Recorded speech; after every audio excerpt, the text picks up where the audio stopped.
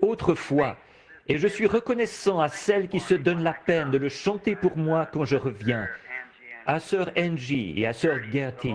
Que le Seigneur les bénisse. Quand j'entends ça, de vieux souvenirs d'il y a longtemps me reviennent à la mémoire.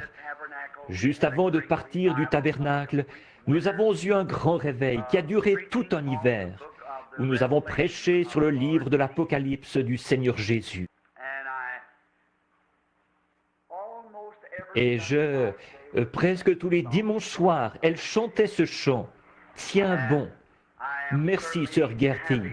Et je suis vraiment content qu'elle ait chanté encore pour nous ce soir. Sœur Angie disait qu'elle était un petit peu enrouée. Eh bien, ne te sens pas seule. Moi aussi, je le suis. Mais ce matin, après avoir éprouvé la patience des gens en prêchant pendant environ 2h30, ça, c'était une de mes prédications miniatures. Alors je suis sorti à l'extérieur et comme le sol était un peu mouillé, évidemment, c'est ce qui m'arrive. Mais j'aime vraiment beaucoup la parole, et particulièrement la bénédiction du Saint-Esprit qui accompagne la parole.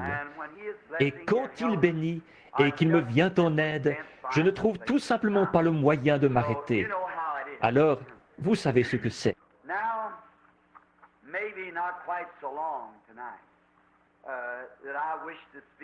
Maintenant, je ne voudrais pas prêcher aussi longtemps ce soir.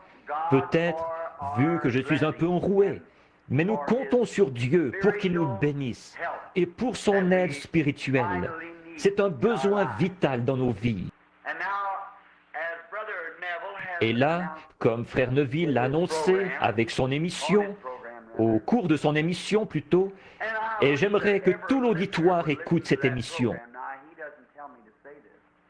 Maintenant, ce n'est pas lui qui me dit de dire ça, mais samedi dernier, je n'ai jamais été si béni en écoutant une émission. Combien ont entendu ce message-là? C'était un chef-d'œuvre, WLRP, de 9h à 9h30, tous les samedis matins, le trio Neville.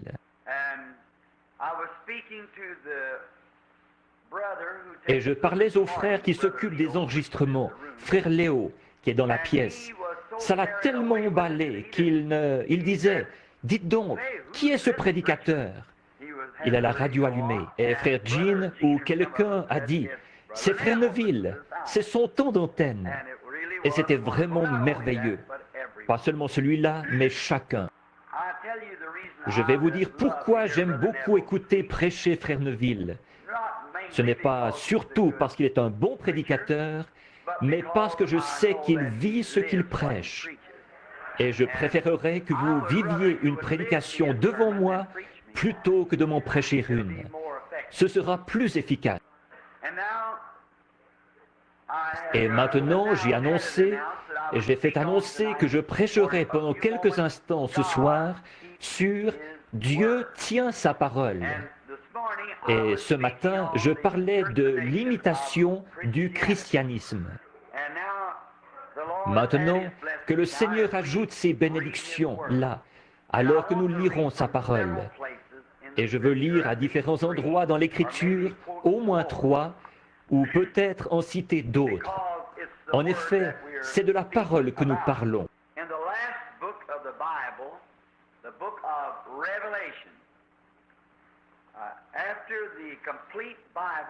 Dans le dernier livre de la Bible, le livre de l'Apocalypse, après que la Bible entière se termine ici, on avait le message à l'Église, au chapitre 22 de l'Apocalypse et à partir du verset 17. Et l'Esprit et l'Épouse disent « Viens ». Et que celui qui a soif dise « Viens ». Que celui qui entend dise « Viens ». Et que celui qui a soif vienne. Que celui qui veut prenne des eaux de la vie gratuitement.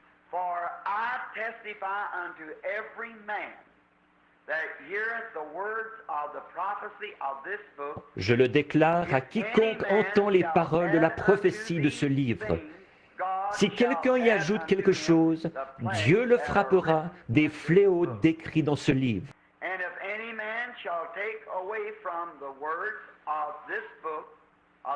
Et si quelqu'un retranche quelque chose des paroles de ce livre, de cette prophétie, Dieu retranchera sa part de l'arbre de la vie et de la ville sainte, et des choses qui sont écrites dans le livre. Celui qui atteste ces choses dit, « Oui, je viens bientôt. Amen. Viens, Seigneur Jésus. » Que la grâce de notre Seigneur Jésus-Christ soit avec vous tous.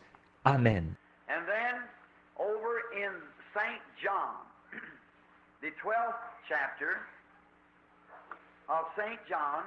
Ensuite, dans Jean, au chapitre 12 de Jean, à partir du verset 39.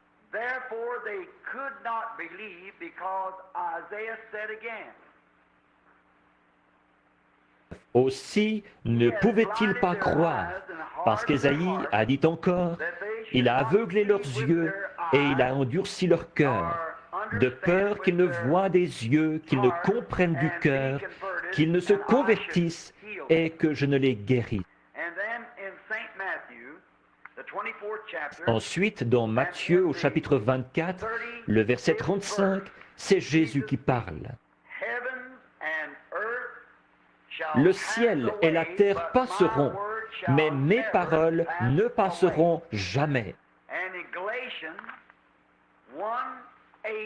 Et dans Galates 1:8, quand nous-mêmes, quand un ange du ciel annoncerait un autre évangile que celui que vous avez reçu, qu'il vous soit anathème. Maintenant, courbons la tête un petit instant pour un mot de prière. Notre Dieu, nous venons à toi au nom de ton Fils bien-aimé, qui nous a invités à venir en disant, « Demandez ce que vous voudrez au Père en mon nom, et je le ferai. »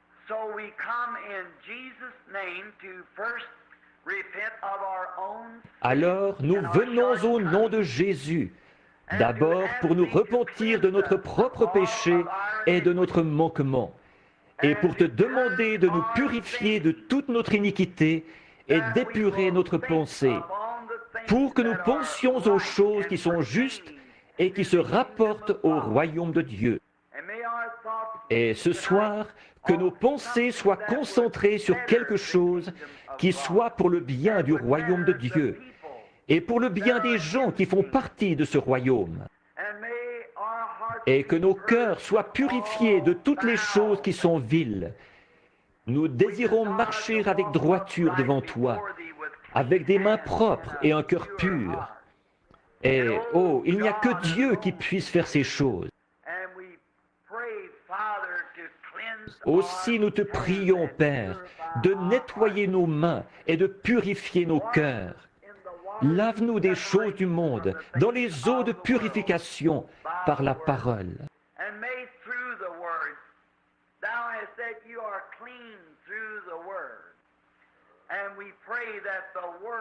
Et que par la parole, tu as dit, vous êtes purs par la parole. Aussi nous prions que la parole sonde profondément nos cœurs à tous ce soir et qu'elle nous purifie de toute incrédulité, que nos cœurs puissent être renouvelés par le Saint-Esprit. Et puisse-t-il nous apporter ce soir les choses qui soient utiles au royaume de Dieu. Viens en aide, Seigneur, à ceux qui manquent de force le long du chemin, qui ont du mal à croire la parole.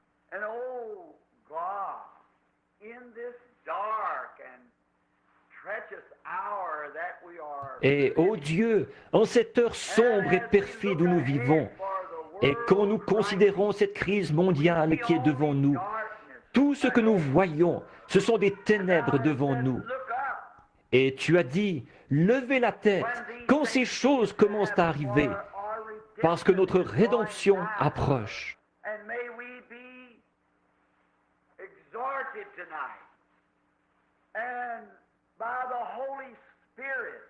Et puissions-nous être exhortés ce soir, et par le Saint-Esprit, à prendre cela à cœur, à lever la tête vers la face du Dieu du ciel, qui a promis que notre rédemption se ferait à ce moment-là.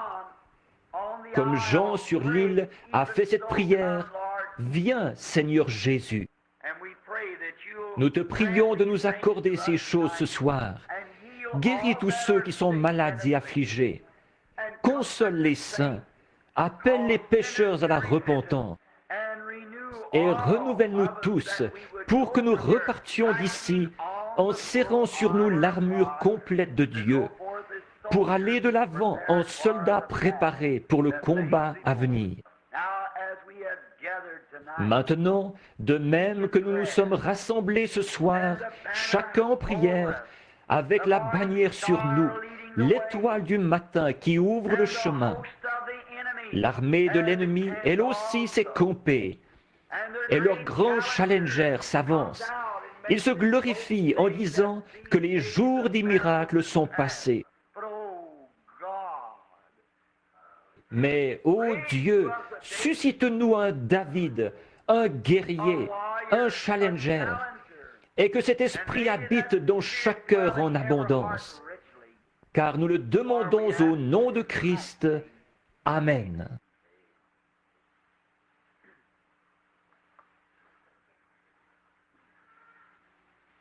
In approach to this most vital subject, and it is not aimed to anyone's belief or to upset. Comme introduction à ce sujet des plus vitales, et qui n'est pas du tout dirigé contre la croyance de quelqu'un, ni pour contrarier, pour troubler ou pour s'attirer des ennemis, mais dans le seul but de rassembler et d'unir le peuple de Dieu.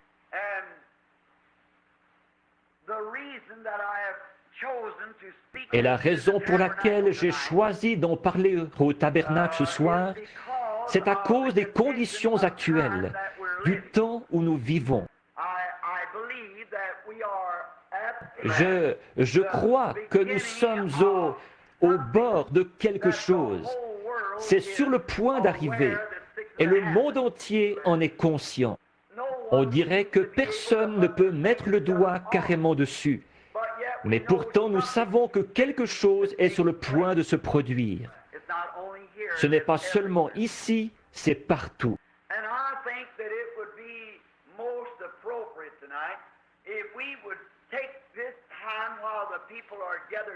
Et je pense qu'il serait tout à fait de circonstance pour nous ce soir de prendre ce moment, pendant que les gens sont rassemblés, pour parler de quelque chose qui soit d'une importance vitale, pour améliorer, pour nous amener à comprendre, pour nous munir d'une meilleure compréhension de Christ et de l'Évangile et du temps où nous vivons.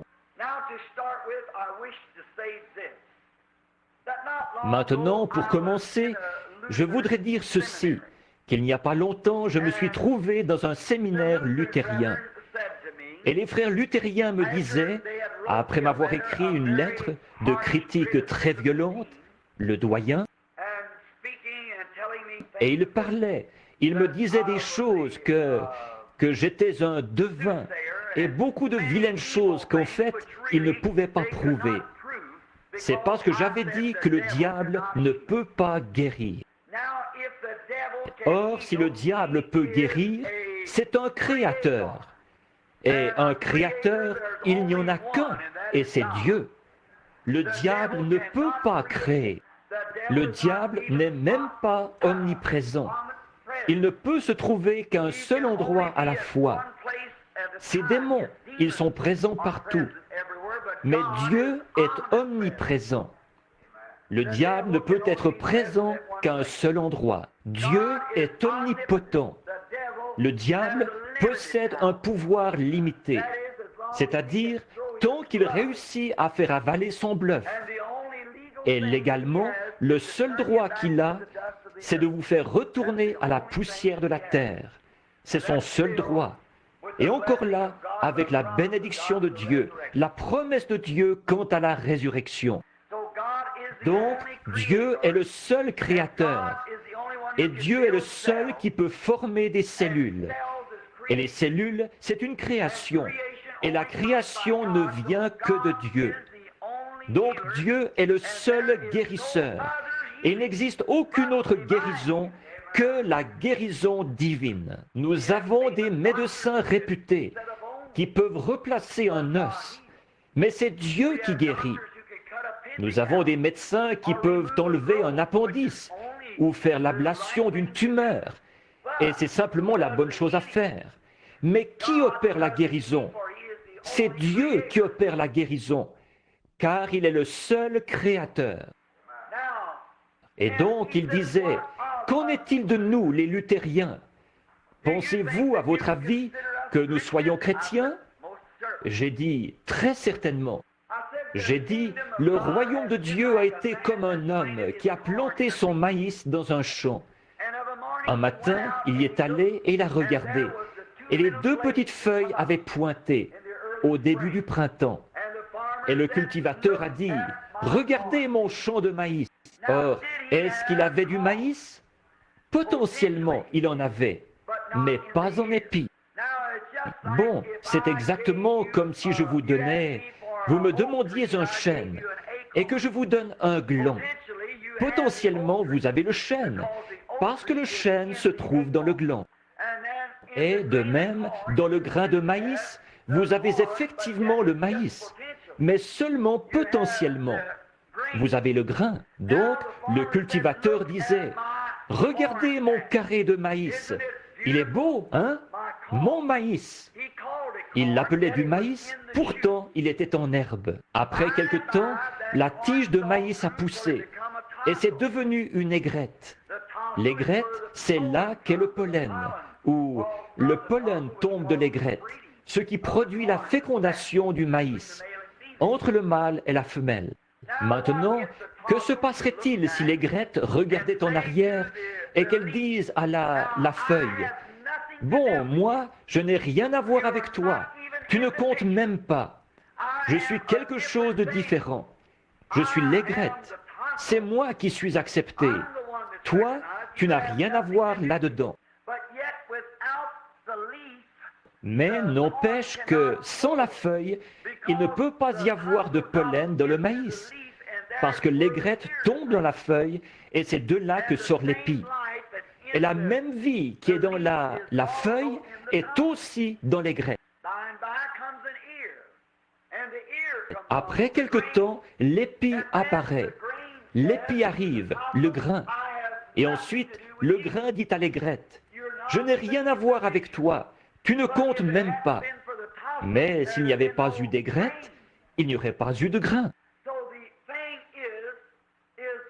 En fait, la petite tige, c'était le réveil luthérien. Et l'aigrette, c'était le réveil méthodiste.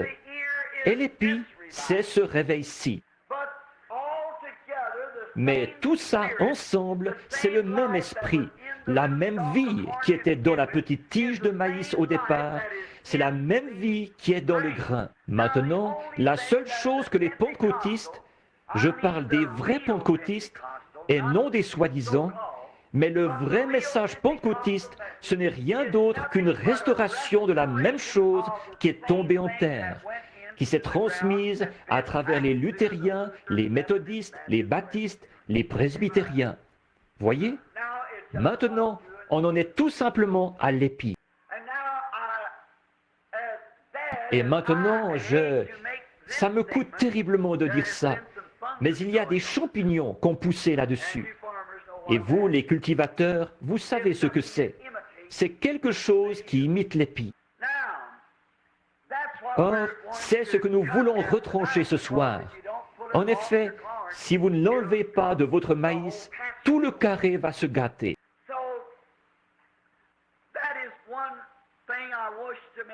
Donc, voilà une chose que je veux éclaircir, c'est que les gens de toutes les églises dénominationnelles, quand ils ont traversé ces époques glorieuses, c'était le mûrissement. Et maintenant, l'Église est dans le grain. Elle doit produire la même chose que ce qui est tombé en terre. Donc, nous vivons tout simplement dans une Église arrivée à pleine maturité. Et une partie ne peut pas dire telle chose d'une autre partie, car eux, ils ont bien vécu leur part à leur époque. Et c'était eux le carré de maïs aux yeux de Dieu. Alors nous ne voulons déprécier personne.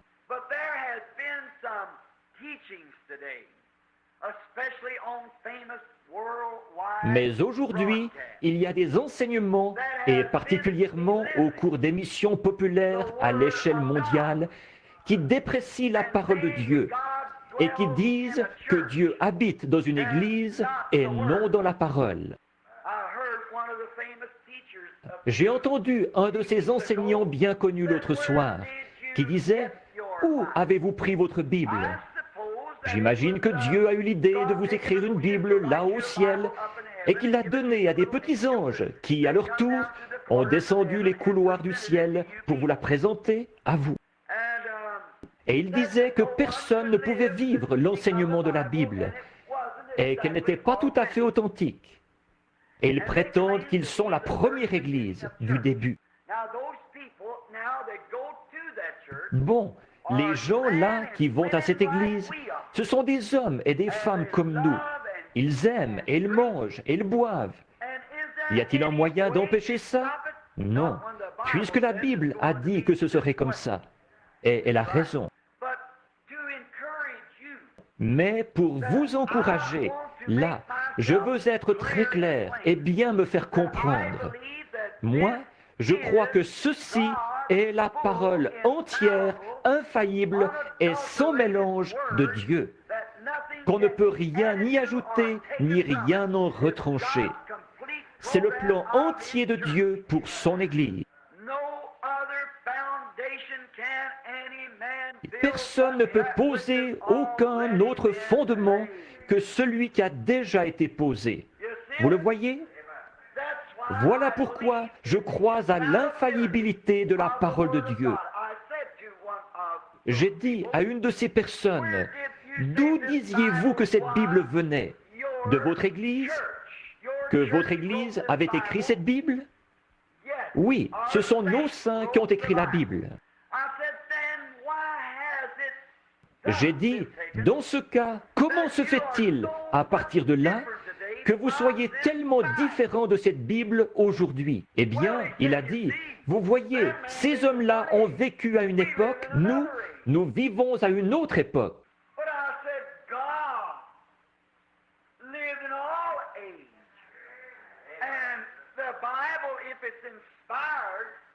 Mais j'ai dit, Dieu a vécu à toutes les époques. Et la Bible, si elle est inspirée, c'est le Dieu infaillible qui a écrit la Bible. Et il a dit dans sa parole que les cieux et la terre passeraient, mais que ses paroles ne passeraient jamais.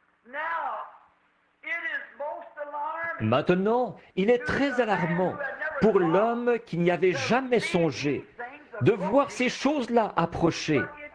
Mais si vous saviez seulement, ce n'est que l'accomplissement de l'Écriture. Et ça me coûte terriblement de dire ça en Amérique. Avec tout ce fantastique et tout ce que nous avons aujourd'hui dans les soi-disant mouvements religieux d'aujourd'hui. Pas pour les abaisser, le peuple de Dieu se trouve dans ces mouvements. Mais je voudrais dire ceci. L'Amérique en est arrivée, à force de retrancher et de s'éloigner, les catholiques et les protestants, les deux, de l'enseignement de la parole, au point où ils ont adopté un système.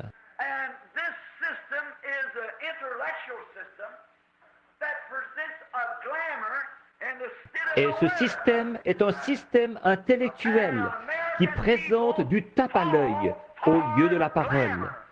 Et les Américains se laissent prendre au tape à l'œil.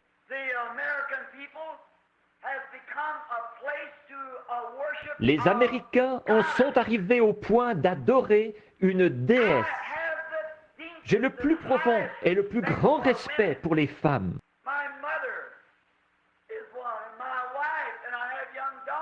Ma mère en est une, et mon épouse, et j'ai des jeunes filles, et une femme qui reste à sa place, et qui est une dame. Il n'y a rien de plus précieux en dehors du salut pour notre nation qu'une vraie femme. Mais quand c'en arrive au point d'adorer les femmes, à ce moment-là, vous êtes en dehors du plan de la Bible. Il n'y a aucun plan dans la Bible qui admette l'adoration d'aucune femme, d'une Marie ou d'une Sainte Cécile. Il n'y a pas le moindre passage de l'Écriture pour appuyer ça. Au contraire, elle s'y oppose. Alors pourquoi est-ce arrivé? Si ceci a été le commencement, ces gens qui ont marché avec Christ et qui ont écrit par inspiration, pensez-vous que je prendrai la parole d'un autre homme là-dessus? Non, monsieur. La parole éternelle de Dieu, c'est ceci. Or, le ministre ou le prêtre qui me parlait, il disait, Dieu est dans son Église. J'ai dit, Dieu est dans sa parole. Dieu est dans sa parole.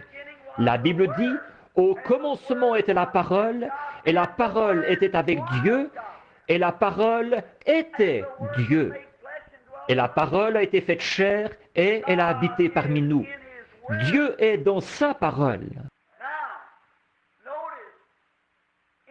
Maintenant, remarquez, dans l'Ancien Testament, ils avaient deux moyens de vérifier l'exactitude d'un message. C'est que quand un prophète prophétisait ou qu'un songeur avait un songe, il le racontait devant le pectoral d'Aaron. Sur le pectoral d'Aaron, il y avait les pierres de naissance des 12 patriarches sur ce pectoral. Il le portait sur sa poitrine pour montrer qu'il était le souverain sacrificateur des 12 tribus d'Israël.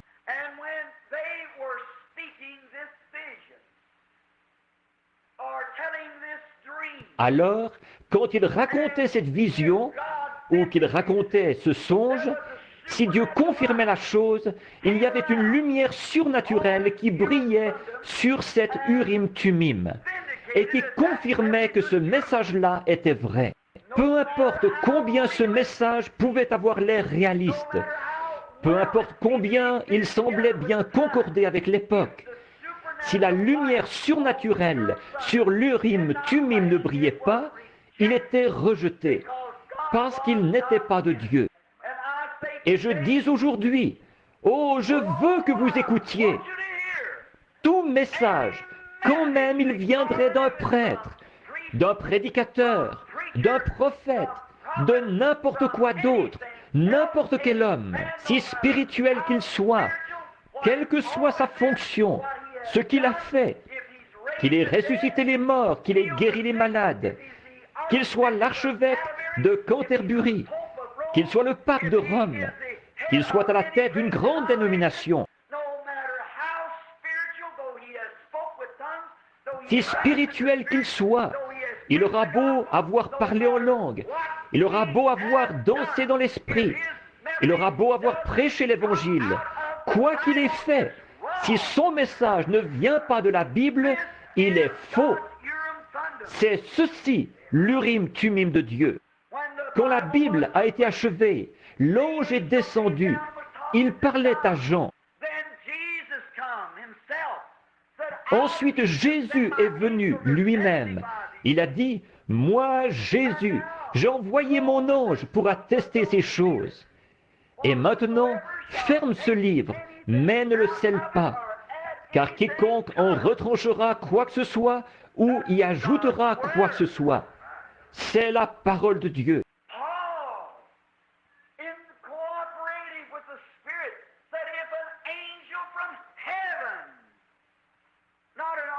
Paul, de concert avec l'Esprit, a dit, quand un ange du ciel, pas un archevêque, pas un pape, pas un cardinal, mais quand un ange du ciel apporterait tout autre message que celui-ci, qu'il vous soit anathème. Mais maintenant, nous sommes sur le point. Il y a des années, par le Saint-Esprit, je vous l'ai toujours annoncé d'avance. Quand Hitler et Mussolini sont apparus, j'avais dit, la façon dont tout ça, ça va finir, c'est que le communisme va s'emparer de tout et descendre du nord. Or, gardez vos yeux fixés sur ceci, Église. C'est le diable qui fait de la propagande pour ça. Et ce n'est pas selon l'Écriture. c'est pour mettre la confusion dans la pensée de ceux qui ne savent pas, des gens qui ne sont pas spirituels. Nous vivons au jour le plus glorieux où on n'ait jamais vécu, et pourtant au jour le plus sombre pour les incroyants, et à l'heure la plus déroutante pour ceux qui ne savent pas. C'est un jour remarquable que celui où nous vivons. Et quelle joie de savoir que votre ancre tient. En ce moment, aujourd'hui, alors que nous nous approchons de ça, en cette heure sombre et mauvaise. Or, je n'aime pas nommer les gens, mais je vais devoir nommer quelqu'un là. Mais je prie pour ce jeune homme. Je prie pour lui continuellement. Mais il est un instrument entre les mains du diable. Il s'agit de cet homme, Elvis Presley. Les gens sont partis à fond de train dans le boogie-woogie ou le rock'n'roll. Les Américains sont partis là-dedans. Et ils cherchent par ce même esprit à faire entrer ça dans l'Église. J'aime la musique d'Église quand elle est jouée comme de la musique d'Église et non du rock'n'roll dans l'Église. Mais quand ces esprits-là s'emparent d'eux, il y a quelque chose derrière. Et le diable se présente là pour défier. Et il se trouve que ce pauvre garçon pentecôtiste rétrograde a dit que la façon dont il avait appris ses manœuvres, ses secousses et ses tremblements, c'est qu'il avait trouvé et appris ça dans l'Église. Il est membre des premières assemblées de Dieu de Memphis dans le Tennessee. Son pasteur est l'un de mes amis.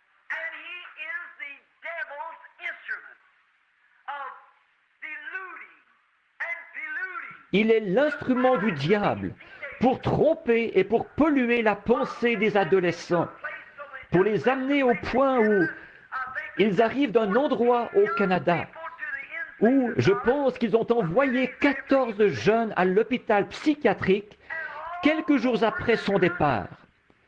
Et partout dans le pays, mais les gens sont partis à fond de train. Ils sont comme fous. La raison pour laquelle ils agissent comme ça, c'est parce que c'est tout ce qu'ils connaissent. Oh, comme je souhaiterais qu'ils connaissent le Seigneur Jésus.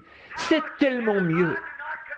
Je ne condamne pas, je plains cet être mortel. Et maintenant, ne serait-il pas de circonstance au jour où nous vivons, alors que les choses se passent comme elles se passent?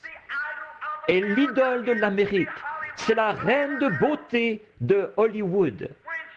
Alors que c'est elle qui donne le ton à toute l'Amérique. Alors qu'elle n'a qu'à se montrer dans ses tenues indécentes, et pratiquement toutes les femmes de l'Amérique vont faire comme elle. Le cœur m'a fait mal il n'y a pas longtemps.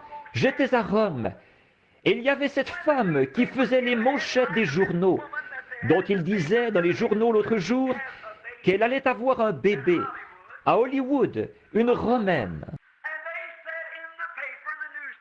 Et il disait dans le journal, dans les journaux, et mon ami, le baron von Blomberg, qui parle 7 langues différentes et pouvait lire le journal sans problème, il a dit, elle est peut-être une déesse en Amérique, mais ici à Rome, elle est une prostituée. Quelle honte! Or, il faut qu'il y ait ces choses-là.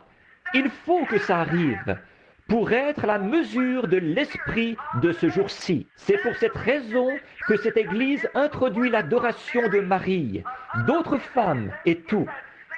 C'est ce même esprit sous une tête religieuse. Et c'est pour cette raison qu'il faut qu'il détourne votre attention de la parole sans mélange de Dieu pour produire ce plan-là. Bien sûr. Voyez-vous la confusion dans laquelle nous nous trouvons?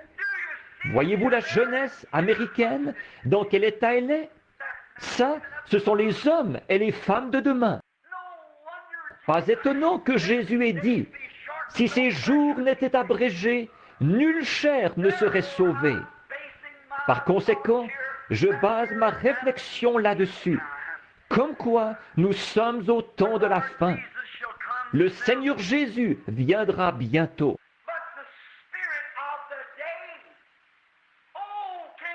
Mais l'esprit de ce jour, oh, pouvez-vous voir? Réfléchissez bien. Pouvez-vous voir ce qui s'est passé?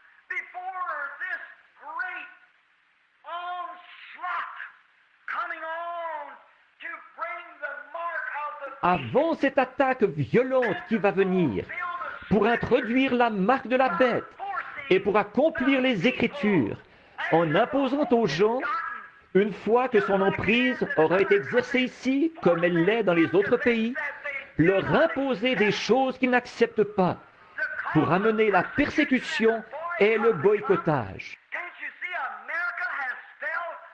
Vous ne voyez donc pas que l'Amérique s'est laissée prendre au tape à l'œil et à la déesse? Et c'est ce qui paie. C'est le diable dans le domaine de la chair, ce qui fournit le moyen pour que la chose se présente. Amen. J'espère que vous le comprenez. Restez éloignés de ça. Peu m'importe combien de doctorats en théologie, de doctorats en philosophie, ou ce qu'il peut y avoir là-dessous. C'est un mensonge. En effet, que toute parole d'homme soit un mensonge et que la mienne soit vraie, dit le Seigneur. Car les cieux et la terre passeront, mais mes paroles ne passeront jamais. La parole éternelle de Dieu exige des hommes qu'ils naissent de nouveau. C'est la seule exigence, sinon ils sont perdus éternellement. Quelle que soit l'église dont vous faites partie, ou à quel endroit est votre nom, ou ce que vous avez fait, c'est perdu. La parole de Dieu ne faillira jamais. Bon, assez dit là-dessus, et j'espère que vous le recevrez dans l'esprit où cela a été donné. Vous, les chers amis catholiques, je ne vous déprécie pas. Vous êtes mes amis. Et si vous ne l'étiez pas, quel motif? Si j'étais ici pour riposter contre vous, je devrais aller à l'autel et me mettre en règle avec Dieu. Je suis ici avec le cœur qui me fait mal de devoir le dire, mais avec un esprit, selon la parole, qui me pousse à le dire et à mettre en garde le troupeau sur lequel le Saint-Esprit nous a établis évêques, et de voir ces grandes émissions diffusées à l'échelle nationale qui se moquent carrément de la Bible en disant « c'est comme de marcher dans des flaques de boue, personne ne peut vivre de cela ».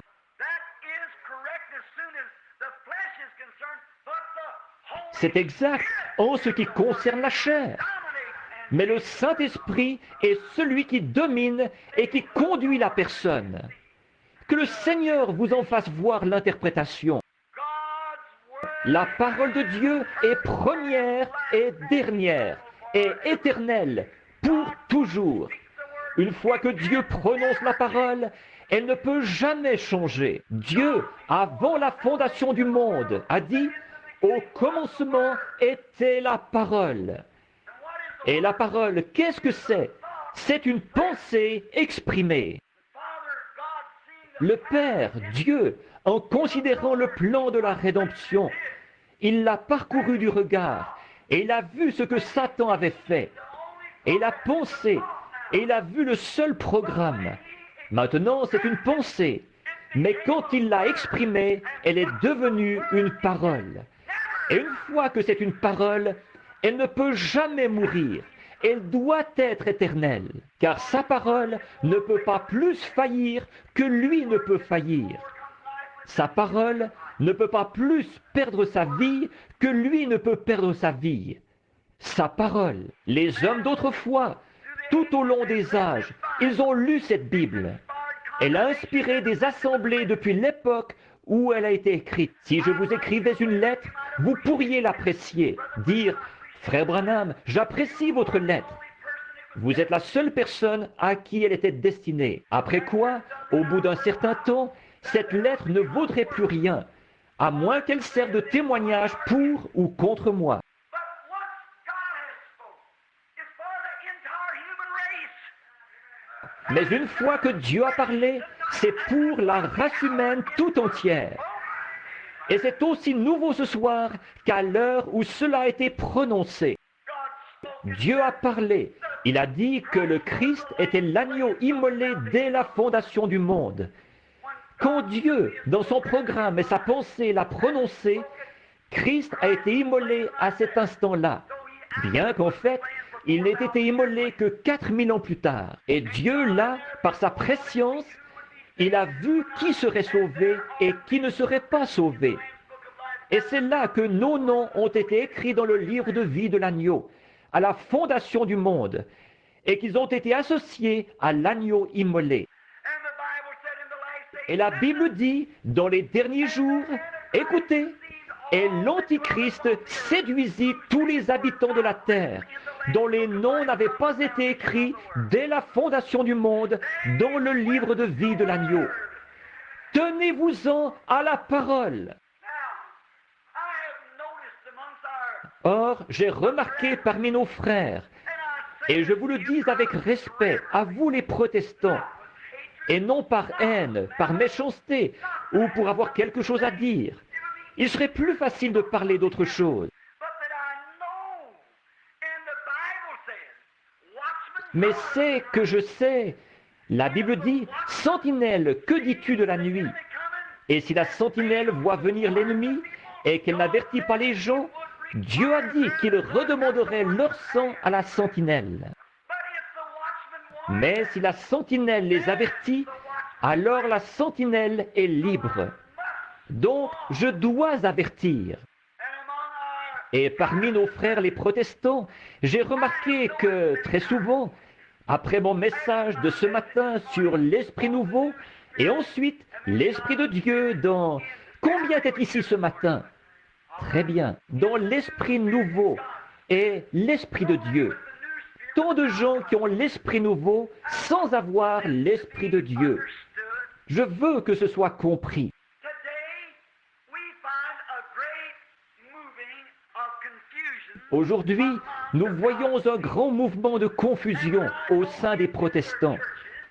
Et quand je vais dans leurs églises, quelquefois, c'est très attristant. Et maintenant, veuillez me pardonner l'expression. Mais comme le Saint-Esprit, comme j'en parlais à ma petite épouse qui est là-bas au fond l'autre jour, quand j'ai vu mes cousins qui gisaient là, tous les deux face à face, alors que leur vie leur avait été redemandée. L'un avait un chapelet à la main, il était catholique, et l'autre baptiste de l'autre côté, mes deux cousins. Et je les ai regardés. Je me suis dit, ô grand Dieu, comment est-ce possible? Ai-je failli? Has there been something? Est-ce qu'il y a eu quelque chose? I said to wife, J'ai dit à mon épouse, j'ai dit, il y a bien des choses que je ne sais pas, mais il y a certaines choses que je sais. J'ai dit, depuis que je suis tout petit, j'observe la sève en hiver, en automne, alors qu'elle descend dans l'arbre pour aller dans les racines se cacher et se garder au chaud pendant l'hiver. Je l'ai vue d'une manière surnaturelle remonter au printemps en produisant des feuilles et des fruits. J'ai vu la fleur dans toute sa beauté en été, courber la tête devant le gel en hiver et mourir.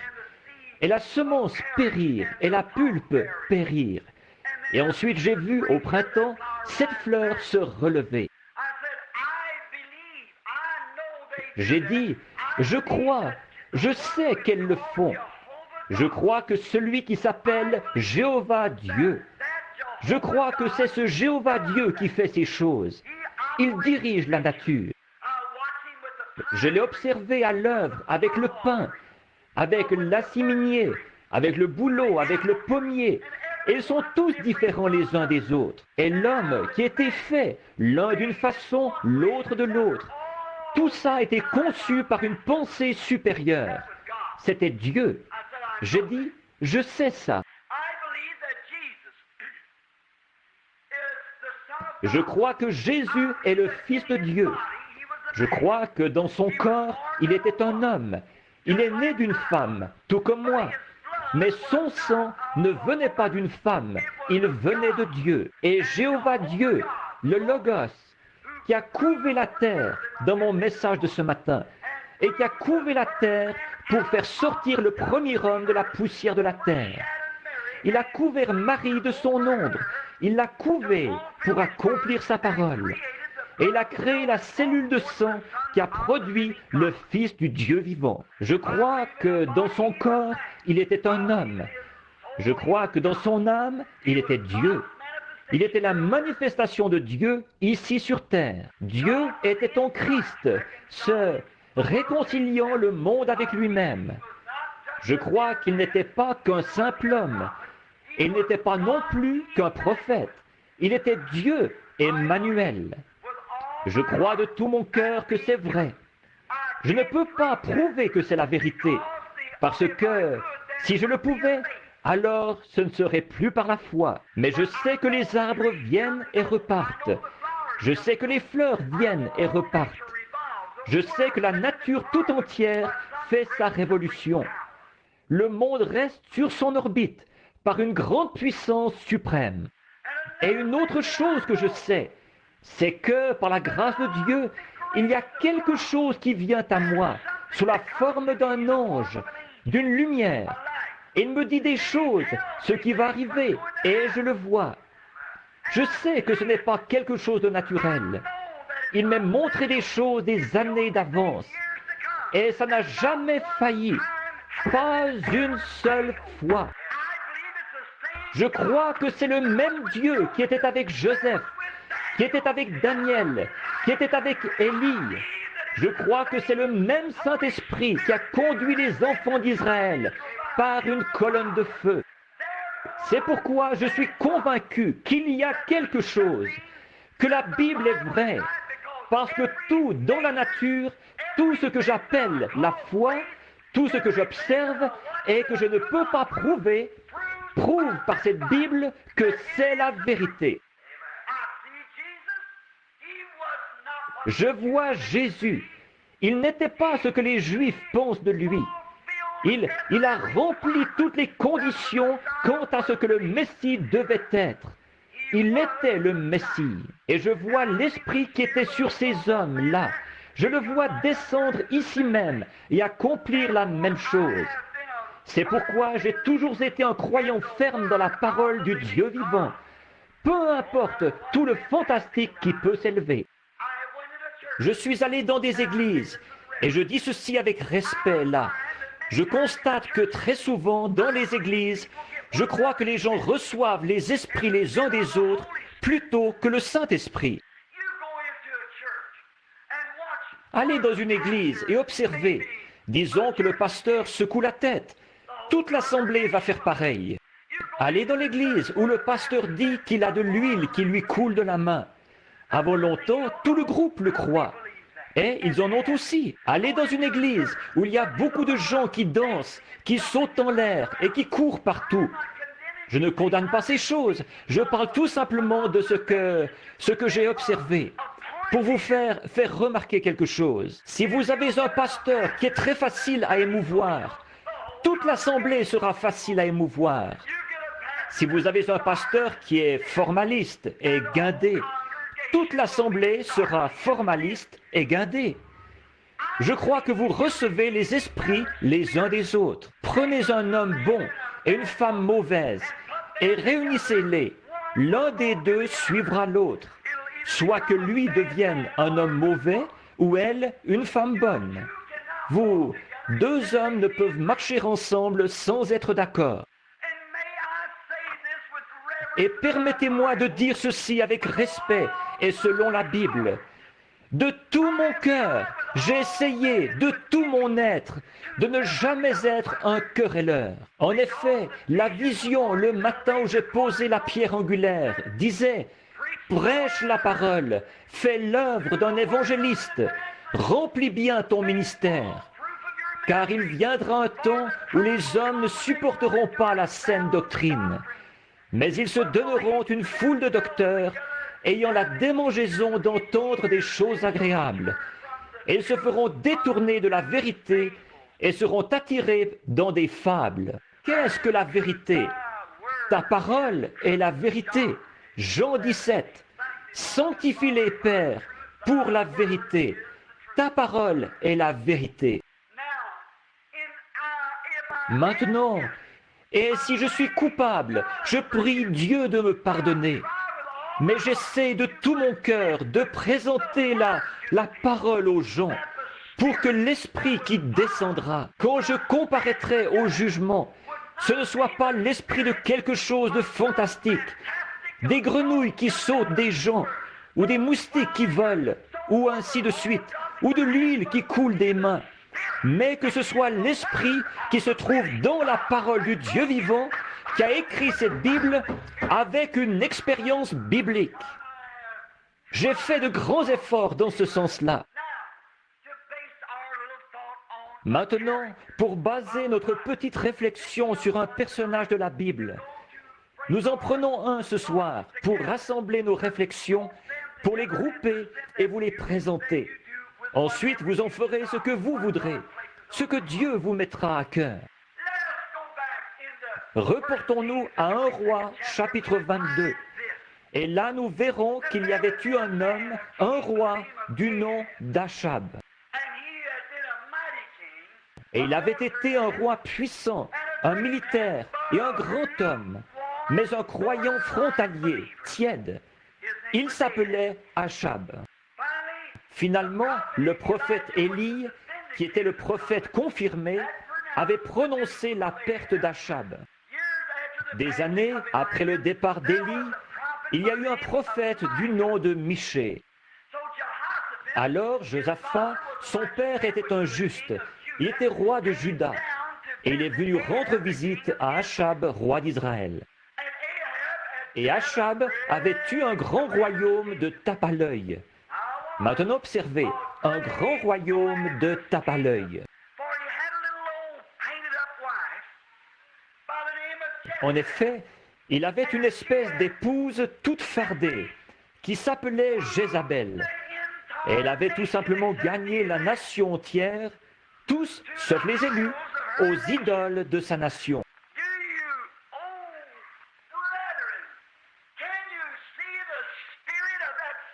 Est-ce que vous, oh les frères, est-ce que vous pouvez voir l'esprit de ce même démon à l'œuvre en Amérique aujourd'hui? Les petites Jézabel, l'esprit qui cherche à gagner les fils de Dieu pour les éloigner de Christ. Je ne dis pas ça pour plaisanter. Ici, ce n'est pas un endroit pour plaisanter. Ici, c'est la chair. Ici, c'est l'endroit où se trouve le tribunal de Dieu. Et la parole est le juge de Dieu. Ou c'est lui, elle est son jugement. La parole l'est. Maintenant, remarquez, cette petite femme, elle devait être tout à fait ravissante, mais n'empêche qu'elle a carrément influencé toute une nation. Et par quoi avons-nous été influencés aujourd'hui? Souvenez-vous, je le prédis, l'Amérique aime la femme. Elle est adoratrice de la femme. L'esprit de l'Amérique est carrément possédé de la femme. Ces petites femmes, en étant saisies par Hollywood, elles peuvent sortir dans la rue et envoyer plus d'hommes en enfer que tous les bars qu'on peut mettre ensemble. Et pourtant, dans son état normal, elle est un joyau au cœur d'un homme et une bénédiction pour le royaume de Dieu. Vous le voyez? Maintenant, regardez bien un petit instant. Et non, sans avoir de parti pris, restez assis tranquillement et écoutez. Laissez le Saint-Esprit vous apporter cela. Maintenant, aujourd'hui, nous voilà dans le même état qu'à l'époque d'Achab. Eh bien, tout ce que la femme disait, c'est ça qu'Achab faisait. Maintenant, c'est jusque dans l'Église. Ils adorent les femmes. Il n'y a pas longtemps, mon indignation de juste a été excitée. Au Mexique, quand j'ai vu une pauvre petite femme, j'en ai entendu parler plutôt, qui descendaient, qui se traînaient sur des milles, sur des pierres brûlantes. Et il y avait le père qui suivait en marchant, avec un bébé dans les bras, deux, et un autre qui suivait la maman. Et elle qui pleurait, les genoux tout écorchés, elle avançait, les mains sur ses pierres en pleurant. Et tout le monde qui la regardait.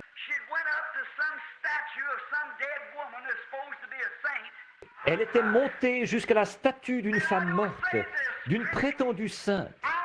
Et je ne dis pas ceci pour critiquer, je le dis à la lumière de la parole de Dieu.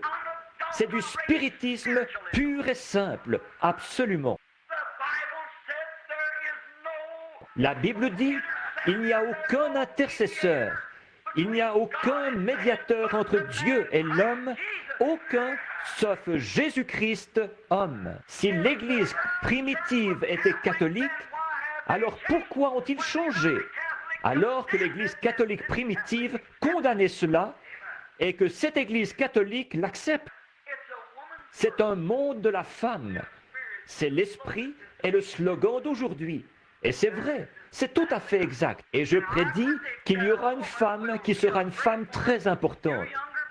Vous, les plus jeunes ici ce soir, rappelez-vous que Frère Branham l'a dit. Et je l'ai dit en 33, quand j'ai vu la venue du Seigneur, et que les automobiles prendraient de plus en plus la forme d'un œuf, jusqu'à ce que finalement elles prennent parfaitement la forme d'un œuf. Peut-être que certains d'entre vous le savent.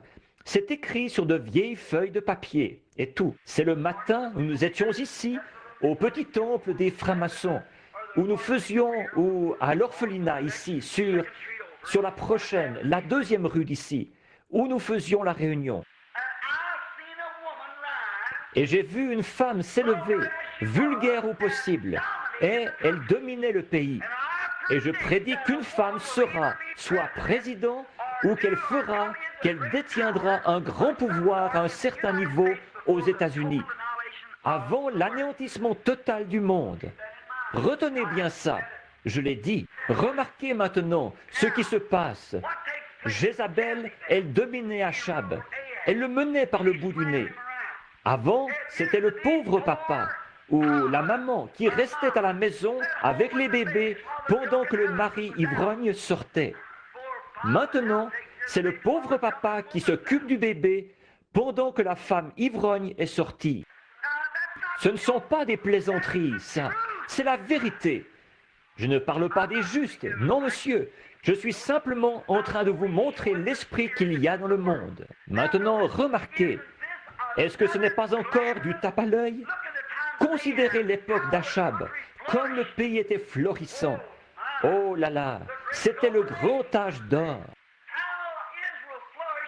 Comme Israël était florissant sous le règne d'Achab, c'est hypocrite. Et en réalité, c'est Jézabel qui gouvernait en dessous. Et ça, c'est pour vous qui étudiez la Bible. Comme Achab a épousé Jézabel et a introduit l'idolâtrie dans le judaïsme à l'âge des ténèbres, de même le protestantisme a épousé le catholicisme et a ramené le paganisme dans l'Église chrétienne. Et aujourd'hui, souvenez-vous, l'Église protestante a été appelée une impudique.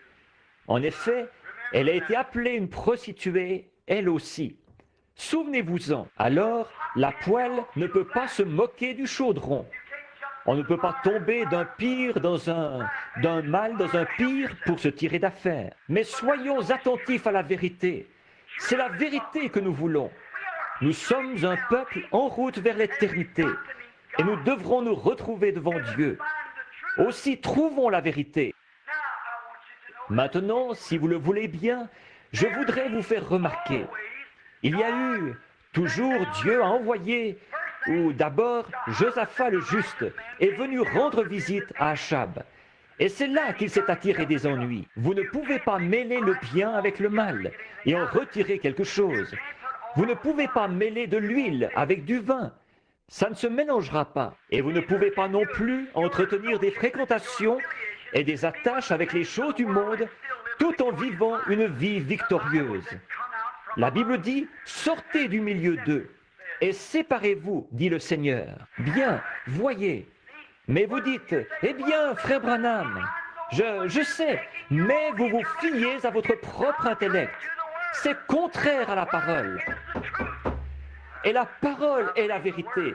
Je crois la parole. Maintenant, remarquez, Josaphat est venu voir Achab. Et, oh, il a organisé un grand festin, c'est sûr. Ce que nous appellerions aujourd'hui, dans le langage de la rue, faire la bombe. Ils ont invité tout le monde.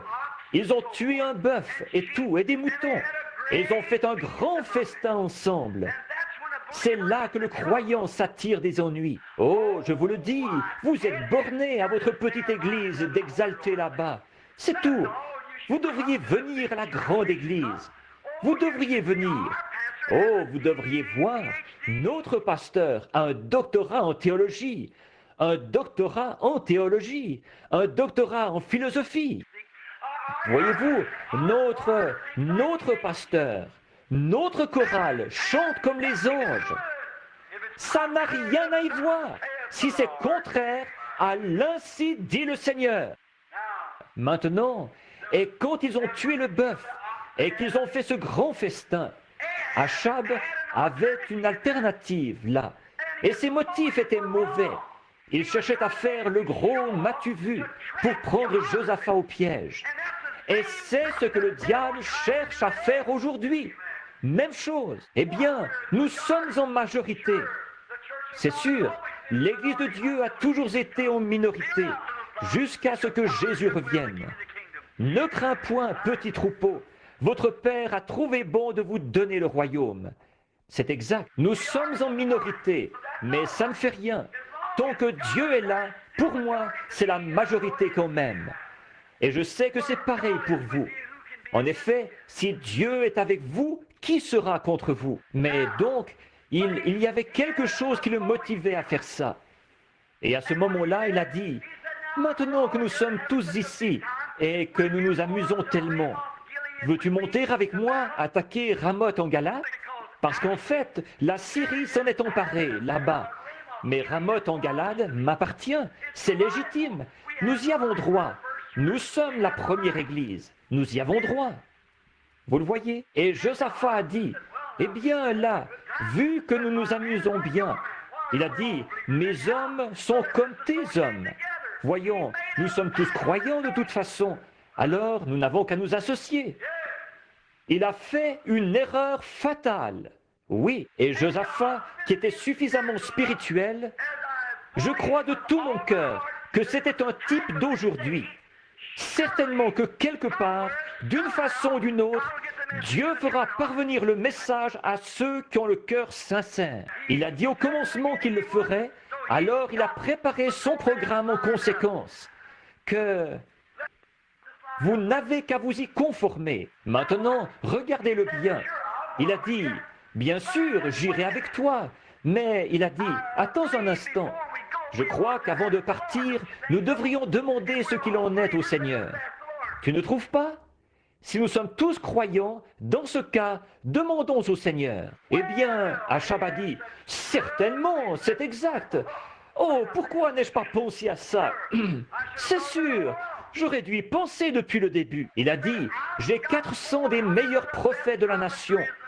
Je les ai tous bien vêtus. Ils ont tous leur doctorat en théologie, leur doctorat en philosophie et tout le reste. Et ils ont une grande organisation, ici les prophètes. Alors je vais simplement les faire venir, et nous verrons ce qu'ils ont à dire. Vous savez, ça ne sonnait pas tout à fait juste pour Josaphat, ça. Alors, ils sont allés les chercher, tous les 400 prophètes, bien nourris, bien vêtus. Achab s'occupait lui-même de les nourrir, car il leur faisait faire exactement ce qu'il leur dictait. Voilà, voilà. Oh, certainement. Nous avons de belles églises ici, de très grands endroits. Mais très souvent, si le prédicateur prêchait plus de 20 minutes, le conseil des diacres l'excommunierait. Mais soyez bénis, un homme de Dieu n'écoutera pas ces absurdités-là. Exact. S'il tapait trop sur le péché, eh bien toute l'assemblée voterait sa sortie. Mais ça, c'est parce qu'il fait partie d'une dénomination. Seulement, dans l'Église de Dieu, vous n'y entrez pas par un vote et vous n'en sortez pas par un vote. Vous y naissez une fois pour l'éternité, pour toujours. Il n'y a que Dieu qui puisse vous mettre dehors. Et il a juré par lui-même qu'il ne le ferait jamais. Amen. Il sait de quoi vous êtes fait avant de vous faire entrer. Il ne gère pas ses affaires avec des à peu près, comme le font nos organisations, qui les prennent à l'essai pendant 30 jours ou 60 jours ou 90 jours. Il sait ce qu'ils sont avant même qu'ils prennent la parole, avant même qu'ils entrent dans l'Église. Il sait exactement de quoi ils sont faits. C'est pour cette raison qu'il faut une nouvelle naissance. Donc, quand il les a eus tous fait venir là-bas, et qu'il s'est assis sur son trône, et que l'autre s'est assis sur son trône, ils se sont installés là. Il a dit, faites venir tous les prédicateurs, les prophètes. Et ils sont tous arrivés, et ils ont fait leur numéro, et ils se sont vraiment donné du bon temps. Il a dit, et alors, ils sont beaux à voir, hein? Écoute le langage qu'ils emploient. Oh là là, comme ils parlaient bien, vous savez. Oh, Amen. Et tous leurs petits numéros, c'était tout un fouillis là-bas, c'était complet. Alors, donc, à un moment donné, il a dit, monte. L'Éternel dit, monte. Il a dit, bon, tu vois, Josaphat, tu vois, j'avais raison après tout. Pourquoi? Ils savent quoi dire. Ils ont intérêt à savoir quoi dire, sinon ils auraient perdu leur papier. Oh oui, monsieur, le responsable régional serait passé, et le surveillant général, et, oh, je vous le dis, il se faisait excommunier sur le champ s'il ne disait pas de bonnes choses de la main qui les nourrissait. En effet, la nourriture matérielle, c'est tout ce qu'il connaissait, de toute façon. Je suis content qu'il y ait une main qui a été blessée, qui s'occupe de nourrir l'Église de Dieu. Remarquez, ensuite, je les ai tous vus prophétiser. Oh oui, notre roi, ainsi dit le Seigneur, monte. Or, ce qui est étrange, c'est qu'ils étaient réellement inspirés. Mais maintenant, regardez bien. Mais ce genre d'inspiration-là n'a pas touché cet homme de Dieu, Josaphat. Il a dit, un instant, je crois que j'ai fait une erreur là. Il y a quelque chose qui ne va pas. Je n'aurais pas dû m'impliquer là-dedans. Voyez, le bœuf connaît les tables de son maître. Voyez, il a dit, je vous demande pardon, monsieur le roi Achab, mais est-ce que vous n'en auriez pas un de plus? Un autre prophète? Mais Achab dirait, eh bien, en voilà 400 qui sont tous d'accord, les hommes les plus instruits que nous ayons, et disent d'un commun accord, ceci est la volonté de Dieu. Ceci est la volonté de Dieu. Il a dit, je ne sais pas pourquoi, mais ça ne sonne pas juste dans son cœur. Amen. Oh, êtes-vous prêts? Voici. Il savait que ça ne sonnait pas comme la parole de Dieu. Il a dit, est-ce qu'il n'y en aurait pas un autre? Rien qu'un autre? Maintenant écoutez, Achab a dit, oui, nous avons un exalté. Nous en avons un du nom de Michée. Mais je te le dis, je le hais. Oh oui. Nous en avons encore un autre, mais il ne fait pas partie de notre organisation. Il y a belle lurette qui l'ont excommunié. Il est quelque part sur la colline là-bas. Il s'appelle Michée. Josaphat a dit, j'aimerais bien entendre ce qu'il a à dire. Amen. Vous le voyez, un type d'aujourd'hui. Est-ce qu'il n'y en aurait pas encore un, rien qu'un? Il a dit, oui, mais oh, c'est un fanatique. Il ne dit que des choses mauvaises à mon sujet tout le temps. Comment pouvait-il dire autre chose, alors que la parole de Dieu disait des choses mauvaises à son sujet? Mais il va même jusqu'à condamner notre organisation. Mais c'est un démolisseur d'église, un point c'est tout. Eh bien, les prophètes ont essayé de l'amener pour lui faire obtenir sa licence, mais oh, il n'a rien voulu savoir. Il est sorti de là en tapant du pied. Ce n'est qu'un vieux fanatique. Voyez, Josaphat avait suffisamment d'esprit de Dieu qui lui venait de son papa pour dire « J'aimerais l'entendre, va le chercher. » Eh bien, je te préviens, il bave et tout le reste. Il n'a pas du tout la dignité des autres là. I like to hear him. J'aimerais l'entendre. My sheep know. Mes brebis entendent ma voix. Elles ne suivent pas un étranger. Il se trouvait que Josaphat était un des agneaux de Dieu. Il a dit, ça ne sonne pas tout à fait juste. It's got a rattle. Ça n'a pas ce qu'il faut. Ça fait un bruit de ferraille, mais ça ne donne pas un son clair. Comme un airain qui résonne et une cymbale qui retentit. Ça ne sonne pas juste. C'est comme de verser des pois sur une peau de vache desséchée, comme disait Roy Davis. Ça ne sonne pas tout à fait juste. Il a dit, je voudrais entendre cet homme, le fanatique comme tu dis, celui qui refuse d'adhérer à votre organisation, celui qui a sa propre façon de penser. En effet, il savait que cet homme-là devait avoir la vérité, parce qu'il savait que ça ne l'était pas. Alors, il a dit, je vais l'envoyer chercher dans ce cas. Donc, ils sont partis dans les collines et sont descendus dans la ruelle, là où il prêchait, ou la petite mission. Voilà le messager qui arrive. Et pendant qu'ils étaient partis, oh là là, ça a vraiment été la folie furieuse.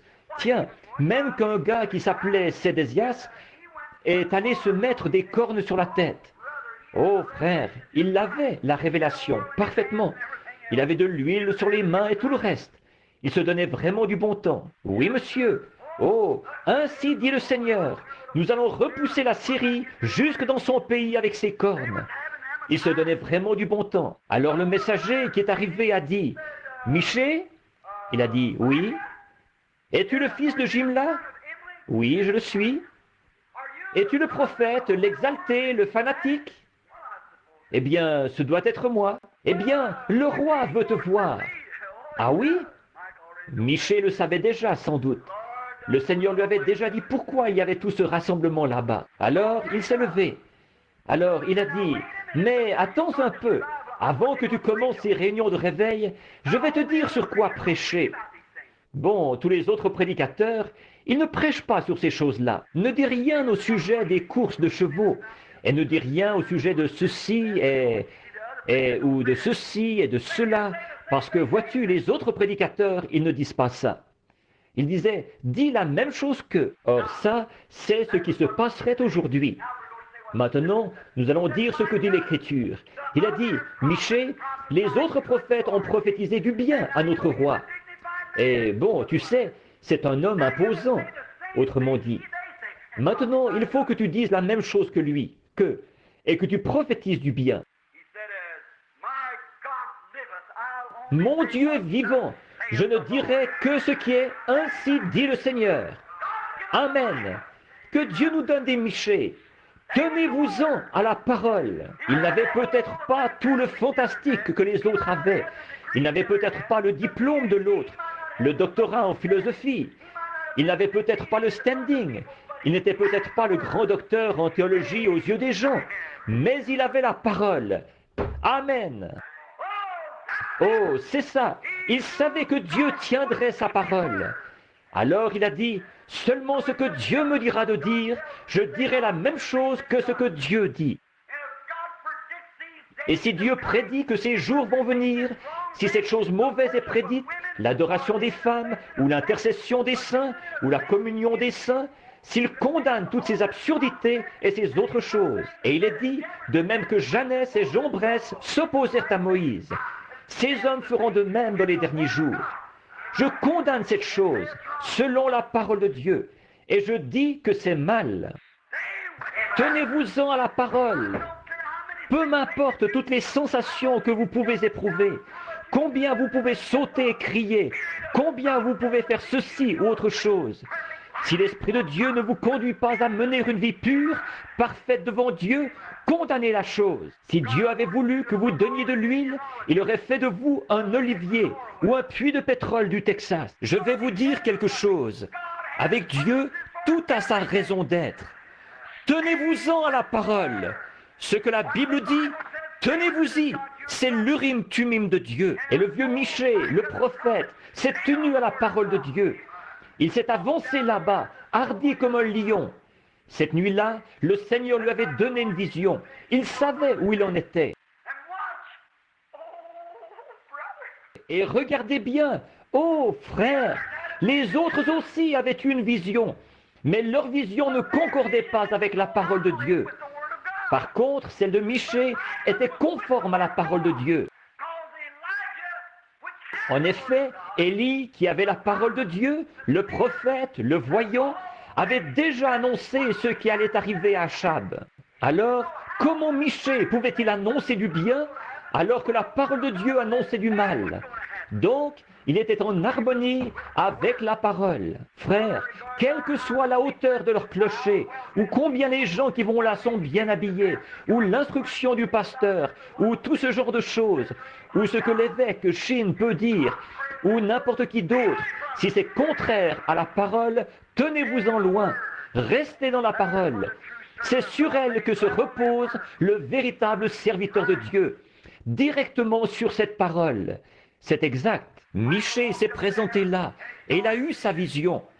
Et quand il a prophétisé, et qu'il a eu sa vision, il a vu qu'elle concordait exactement avec la parole, qu'elle s'y ajustait parfaitement. Il savait qu'il avait l'ainsi dit le Seigneur. Il s'est présenté là. Il a dit, Michée, fils de Jimla, dois-je aller à Ramoth en Galade ou dois-je y renoncer? Michée a dit, monte. Il a dit, ça ne sonne pas juste ça. Même lui, il avait plus de bon sens que ça. Il y a beaucoup de ces gens qui adhèrent à ces grandes choses classiques, rien que pour être populaires. Pourtant, ils savent bien que ce n'est pas juste. L'esprit de vie qui œuvre dans le monde leur dirait que ce n'est pas juste. S'ils avaient la moindre lueur de vie en eux, ils recherchent tout ce fantastique, les grenouilles qui sautent et les moustiques qui volent, et de trembler, de sauter, de courir et tout, alors qu'ils savent que c'est en contradiction.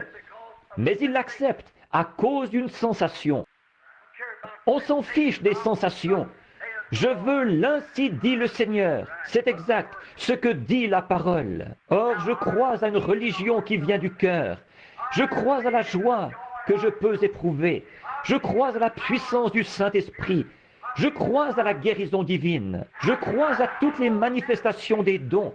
Seulement, ils doivent être placés dans le corps avec respect, opérant en harmonie parfaite avec la parole.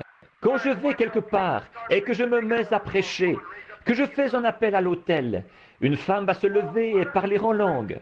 Eh bien, quelle honte, que ça fait pitié. On voit par là que leur pasteur ne se tient pas à la parole de Dieu. Sinon, il arrêterait cette chose-là. Il dirait, que je ne vous vois pas faire ça. Voyez, je n'ai rien contre le don. Il est mal utilisé. Voyez, et bien des choses, je pourrais prendre des heures là-dessus. Vous savez de quoi je parle. Et ça, c'est partout, chez les catholiques comme chez les protestants. Mais restez dans la parole. Remarquez, bon. Et quand il a eu la vision, il est allé lui dire, il a dit, monte. Il a dit, combien de fois me faudra-t-il t'adjurer de me dire la vérité? Il a dit, mais j'ai vu Israël dispersé comme des brebis qui n'ont pas de berger. Il a dit, je te l'avais dit, je te l'avais dit. Je savais ce qu'il allait dire avant que vous l'ameniez ici. C'est exact. Il ne pouvait rien dire d'autre. Il avait la parole de Dieu. Il ne pouvait pas faire autrement que de condamner la chose. Et ce soir, je dis à la lumière de la Bible, je condamne ces absurdités, les sensations, le fanatisme et tout ce qui dit, la parole de Dieu, ce n'est pas important. Et c'est l'Église qui a raison. Et toutes ces choses. Je condamne cela au nom de Jésus-Christ, sur l'autorité de la parole de Dieu. Que les cieux et la terre passent, mais la parole de Dieu demeurera la vérité pour toujours. C'est exact. Donc il a dit, monte si tu veux. Et qu'est-ce qui s'est passé? Ce type qui avait tout ce sensationnel, qui s'était donné du bon temps, il s'est approché, parce qu'il était à la tête de l'Église. Il s'est approché et il l'a frappé sur la joue, il l'a giflé. Oh, je l'entends dire, tu es un faux, espèce d'exalté. Par où l'Esprit de Dieu est-il sorti de moi quand il est allé à toi? Il a dit, sais-tu ce que j'ai vu? Il a dit, pendant que vous vous donniez tous du bon temps ici, et que vous faisiez la super fiesta ici, comme on dit, au même moment, il se passait quelque chose au ciel. Et je vous le dis, pendant que les fils prodigues sont dans la porcherie et que l'Amérique danse au rythme du boogie-woogie et du rock'n'roll, avec leurs Elvis Presley et leurs TM-Susi, il y a une réunion qui a lieu au ciel en ce moment. Il a dit, Dieu a ouvert les volets et il m'a laissé regarder à l'intérieur. Pendant que vous vous amusiez avec votre rock'n'roll, Dieu m'a laissé regarder dans le ciel. Et là, j'ai vu quelque chose. Il a dit, qu'est-ce que tu as vu? Il a dit, j'ai vu la grande armée de Dieu. Dieu assis à sa droite et à sa gauche. Il y avait des anges d'un côté et de l'autre. Il a dit, quand j'ai vu les anges, l'un assis d'un côté et l'autre de l'autre, l'armée du ciel rassemblée en haut. Il a dit, Dieu a dit, qui vais-je envoyer? Oh là là, écoutez, qui puis-je envoyer pour que nous fassions monter Achab là-bas, pour accomplir ma parole, qui était prononcée par mon prophète? Tenez-vous-en à la parole, frère, sans vous arrêter au nombre de soirées de rock'n'roll qu'ils peuvent faire. Il y a combien ils jouent de cette musique-là à l'église? Il y a combien ils font ce numéro-là à l'église? Il y a combien ils font ceci, cela ou autre chose? Tenez-vous-en à la parole. C'est exact. Dieu tient sa parole chaque fois. Remarquez, mais il a dit, qui pouvons-nous envoyer? Qui pouvons-nous envoyer là-bas pour faire monter Achab? Parce qu'il faut que ça s'accomplisse. Et il a dit, j'ai vu un esprit de mensonge s'approcher. Il a dit, envoie-moi. Je descendrai et je m'introduirai dans chacun de ces évêques et de ces prophètes, et dans tous les surveillants généraux et tous les autres. Et je les inspirerai pour qu'ils prophétisent un mensonge, pour arriver à les faire monter là-bas.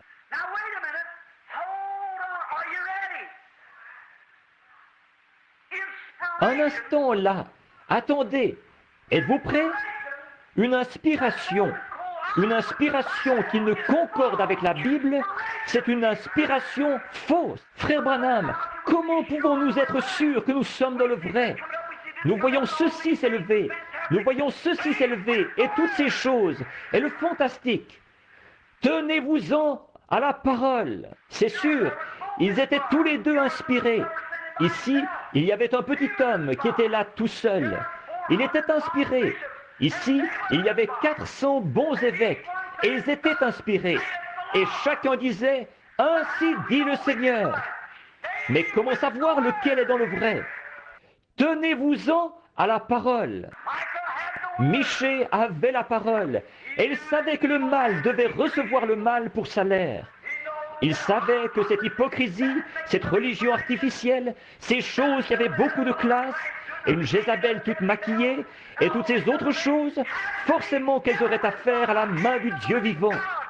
En effet, le prophète, la parole de Dieu l'avait dit. Vous dites, le prophète était-il la parole de Dieu? Oui, monsieur. Ils sauront. À plusieurs reprises et de plusieurs manières, le Seigneur a parlé à nos pères, par les prophètes, en ces derniers jours par son Fils, Jésus-Christ.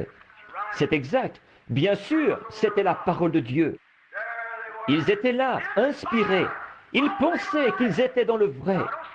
Je ne dis pas qu'ils n'étaient pas sincères. Ils étaient sincères. C'étaient de grands hommes. Ce n'étaient pas des hommes sans instruction. Ce n'était pas quelqu'un qui n'est pas trop au courant de son affaire.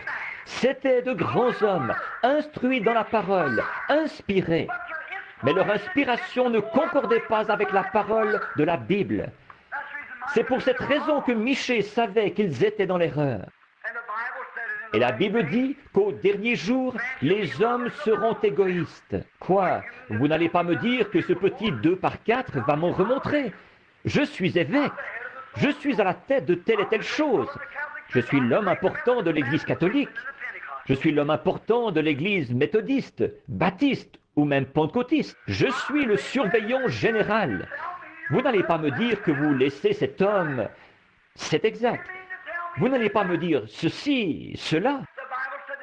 La Bible dit qu'il serait égoïste, vantard, hautain, blasphémateur, désobéissant, ingrat, irréligieux, insensible, intempérant et ennemi des gens de bien. ayant l'apparence de la piété, tout comme ceux-là l'avaient, mais reniant ceux qui ont fait la force, la parole. S'ils ne parlent pas selon cela, il n'y a aucune vie en eux. C'est exact. Ayant l'apparence de la piété, mais reniant cela. Éloigne-toi de ces gens-là. En effet, ils sont du genre à s'introduire dans les maisons avec leurs petits livres et leurs compagnes et tout, et ils captivent des femmes d'un esprit faible et borné, chargées de péché, agitées par des passions de toute espèce. Apprenons toujours, ne pouvons jamais arriver à la vérité. Ces gens, de quel type sont-ils? Jambres et Jannes. Ils ont du fantastique de toutes sortes et tout. De même que Jannes et Jambres s'opposèrent à Moïse, de même ces hommes s'opposent à la vérité. Des hommes réprouvés d'entendement en ce qui concerne la parole. Ils essayent de prendre la parole de Dieu pour la pervertir, la transformer en autre chose, quelque chose de fantastique, ou une organisation religieuse, ou se bâtir une grande réputation, ou se faire un grand nom. Éloigne-toi de ces gens-là. Tenez-vous-en à la parole. Qu'est-ce qui s'est passé? Il a dit, j'ai vu cet esprit de mensonge qui a dit, je descendrai les inspirer. Je leur ferai prophétiser un mensonge. Et ces hommes qui voulaient tant plaire au public, oh Dieu, aide-nous.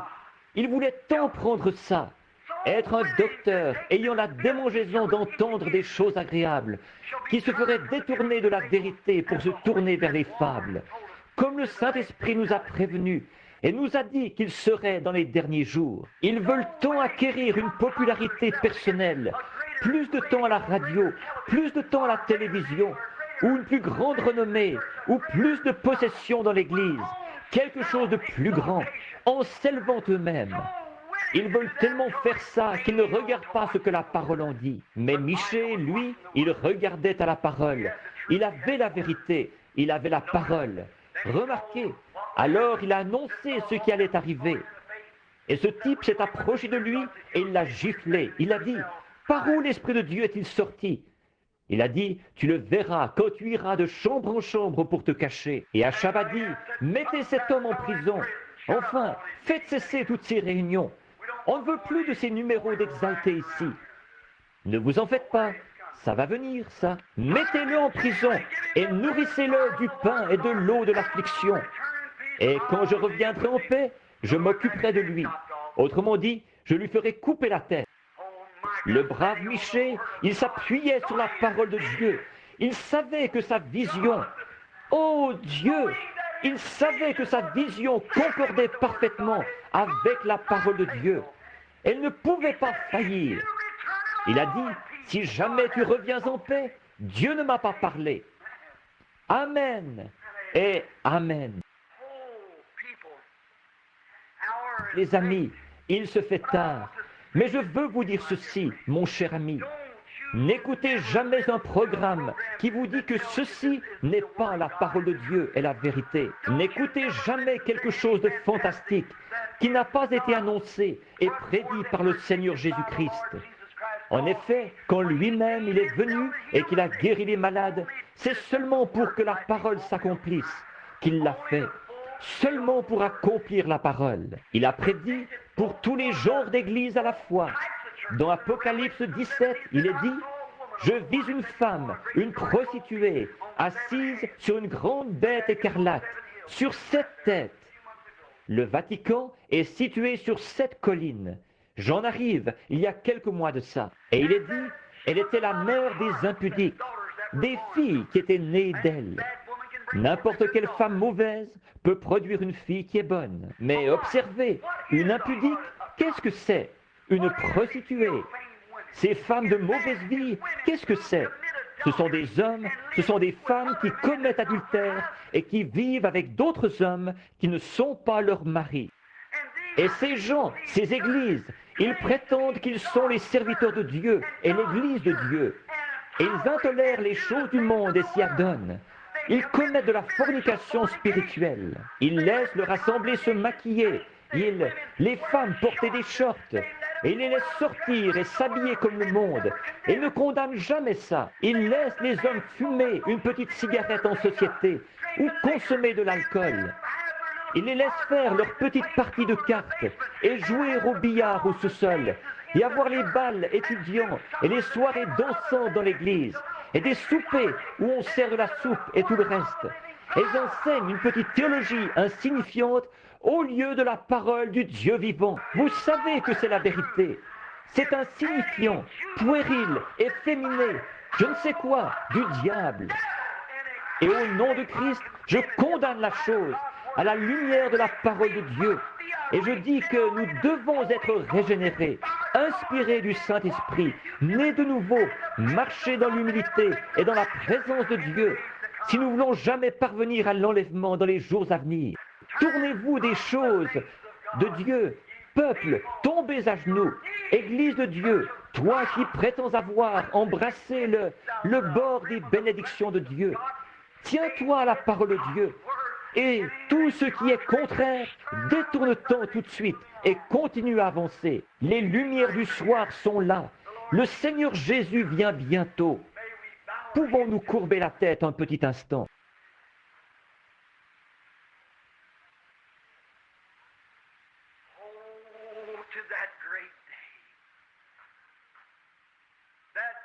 Oh, vienne ce grand jour, ce jour du jour, et ce livre des livres.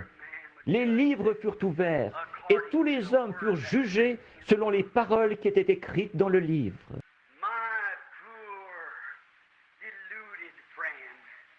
Mon pauvre ami, qui est dans l'erreur, non pas, oui, mon ami, et toi qui as essayé en vain et qui as lutté contre l'air. Tout comme un oiseau, j'ai remarqué, il cherchait à se frapper la tête contre une fenêtre pour éteindre la lumière. Qu'est-ce qu'il a fait? Il s'est fracassé la cervelle, c'est tout.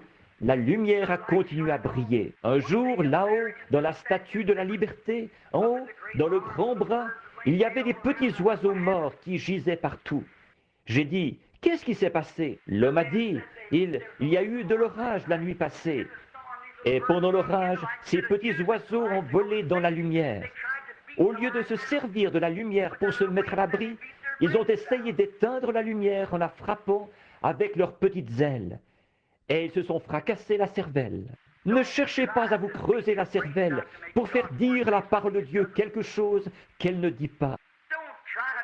Ne cherchez pas à vous mesurer aux associations d'aujourd'hui. Parce que si vous aimez le monde ou les choses du monde, l'amour de Dieu n'est pas en vous. Pourquoi ne pas simplement prendre la lumière de l'Évangile pour voler vous mettre à l'abri ce soir? Oh, protège-nous, ô Dieu. Père Céleste, alors que des hommes et des femmes sont assis ici, des garçons et des filles, un peuple en route vers l'éternité, le pétrole et la lumière cosmique de ce monde, avec les 16 éléments différents dont nous sommes formés. Dans leur corps se trouve une âme qui est d'un grand prix, le commencement, le début. Je te prie, Seigneur, de traiter avec ce cœur en ce moment, cette âme, ce point tendre qui vit à jamais et qui nous donne le mouvement. Je te prie de sauver chaque pécheur perdu ce soir, qu'il prenne conscience que ces grandes bornes routières que nous franchissons, ces panneaux de signalisation qui projettent de la lumière des deux côtés de la route, tout cela ne fait qu'annoncer l'apparition prochaine du juste, le Seigneur Jésus. Être son ami à lui, c'est la vie. Le connaître, c'est la vie éternelle. Et nous pouvons seulement le connaître selon la Bible, non pas par notre Église, mais par la naissance, la nouvelle naissance, naître de nouveau. Père, je crois de tout mon cœur qu'il n'y a pas un seul être mortel ici, avec moi, qui veuille être condamné ou aller en enfer. Alors pourquoi laisserions-nous quelque chose nous faire obstacle? Pourquoi accepterions-nous une contrefaçon alors que les cieux sont remplis du vrai?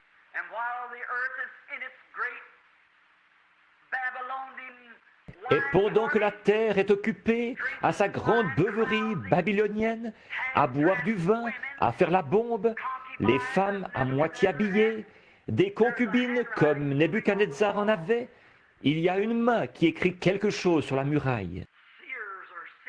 Les voyants voient la chose approcher, eux qui montent plus haut que la personne ordinaire. Nous le voyons parce que c'est écrit dans la parole. Plus d'eau, mais le feu cette fois. Et nous voyons l'écriture sur la muraille. Nous voyons que toutes les nations sont condamnées. Et Dieu emportera son Église, ceux qui sont nés de nouveau. L'heure vient où ceux de l'âge de Luther, ceux de l'âge méthodiste, ceux de tous les âges qui se sont endormis avec des cœurs sincères en Dieu, quand le maïs n'était qu'une petite feuille et quand il était une aigrette. Mais là, ensemble, toute cette vie sera rassemblée et la résurrection aura lieu. Tous ces gens formeront le glorieux et beau corps du Seigneur Jésus. Et c'est pour bientôt. Tu as dit, ceux qui rejettent cela seront jetés dans les ténèbres du dehors, où il y aura des pleurs, des gémissements et des grincements de dents. Dieu notre Père, il n'y a pas une seule personne qui veuille se retrouver là. Ô Dieu, fais-nous miséricorde. Nous sommes là avec des cœurs contrits et la tête tournée vers la poussière d'où tu nous as tirés. Et si tu tardes, nous y retournerons. Ô Dieu, sois miséricordieux envers nous, alors que j'intercède pour cet auditoire en attente. Après le message de ce soir, je te prie d'ouvrir les yeux des gens pour qu'ils se rendent compte qu'ils sont dans ta présence. Et pendant que nous avons la tête inclinée, est-ce qu'il y a une personne ici, ou plutôt, combien d'entre vous, sûrement qu'il y en aura beaucoup, vous êtes conscient que votre vie n'a pas été à la hauteur de la parole de Dieu. Vous avez trénassé, vous avez cru à moitié, vous avez adopté un peu du monde et un peu de ceci et un peu de cela. Et vous en avez par-dessus la tête ce soir. Oh, vous avez adhéré à l'Église, c'est vrai. Peut-être que vous ne l'avez pas fait, je ne sais pas. Mais devant Dieu, dans la présence duquel nous pourrions nous trouver avant demain matin, il se pourrait qu'un missile atomique détruise tout, que tout soit anéanti, avant que le jour se lève demain matin. Rappelez-vous, il fait jour en Russie en ce moment. Il a dit, de 2 personnes qui seront au lit, ce devra être la nuit quelque part quand il viendra. L'une sera prise, l'autre laissée. Avez-vous l'assurance dans votre cœur, à la lumière de la parole de Dieu, que vous êtes nés de nouveau de l'Esprit de Dieu et que les fruits de l'Esprit accompagnent votre vie par l'amour, la joie, la paix, la longanimité, la bonté, la foi, la douceur, la patience, que tout cela vous accompagne. Si ce n'est pas le cas, voulez-vous avoir assez de bon sens, si vous me permettez de le dire comme ça, pour lever la main vers Dieu et reconnaître que vous avez tort, en disant « Ô Dieu, sois miséricordieux envers moi, aide-moi à être le genre de chrétien que tu voudrais que je sois, en me donnant le Saint-Esprit pour me permettre de mener une vie sainte. » Voulez-vous simplement lever la main vers Dieu? Que Dieu bénisse chacun. Il y a beaucoup de mains levées. Maintenant, y en a-t-il d'autres qui aimeraient lever la main, qui ne l'ont pas encore fait? Voulez-vous lever la main? Les femmes, que Dieu vous bénisse. Les hommes, les femmes, est-ce que vous... Que Dieu vous bénisse, madame. Que Dieu vous bénisse, madame. Que Dieu vous bénisse, monsieur. Que Dieu vous bénisse, sœur. Que Dieu te bénisse, petit garçon. Est-ce que vous vous rendez compte du sérieux de ceci? Vous ne venez pas à l'église juste pour entendre un message, ou pour voir un messager, je veux dire. Vous venez pour entendre le message. Et le message, c'est le Saint-Esprit qui prend la parole de Dieu et qui vous la transmet. Alors, qu'est-ce que vous en pensez? Peut-être que demain matin, il sera trop tard. Est-ce que vous voulez bien, dans la présence de Dieu, lever la main, vous qui ne l'avez pas encore fait, pour dire « Ô Dieu, sois miséricordieux envers moi. Je veux ton esprit en moi. » En effet, que Dieu vous bénisse, monsieur. Que Dieu vous bénisse. Que Dieu vous bénisse au fond. Que Dieu vous bénisse. Et vous, et vous, et vous. Oui, que Dieu vous bénisse, monsieur. Que Dieu vous bénisse, monsieur. Est-ce que vous voudriez dire « Ô Dieu, je descends dans la maison du potier. J'en ai par-dessus la tête. J'ai toujours voulu avoir une vie consacrée. Et ce soir, je descends dans la maison du potier pour donner mon cœur et dire « Ô Dieu, mets-le en morceaux et donne-moi un cœur nouveau, un esprit nouveau, et mets ton esprit en plein centre de celui-ci. Et que ma vie s'écoule en se conformant à ta parole. Fais de moi un Michée de ce jour-ci, que je puisse m'appuyer sur l'ainsi dit le Seigneur, et que ma vision et ma vie que je mène devant toi, non pas moi, mais que l'Esprit en moi mène la vie que la Bible demande. C'est comme ça que je veux être. Ô Dieu, par ta miséricorde, rends-moi ainsi. Quelqu'un là qui n'aurait pas levé la main, voulez-vous le faire maintenant? Que Dieu vous bénisse, madame. Que Dieu vous bénisse. Que Dieu vous bénisse, madame. Que Dieu vous bénisse. Restez assis bien tranquillement pendant que vous priez maintenant. Toutes les têtes inclinées, tous les yeux fermés, tout le monde en prière. Tout doucement, gentiment, acceptez-le maintenant.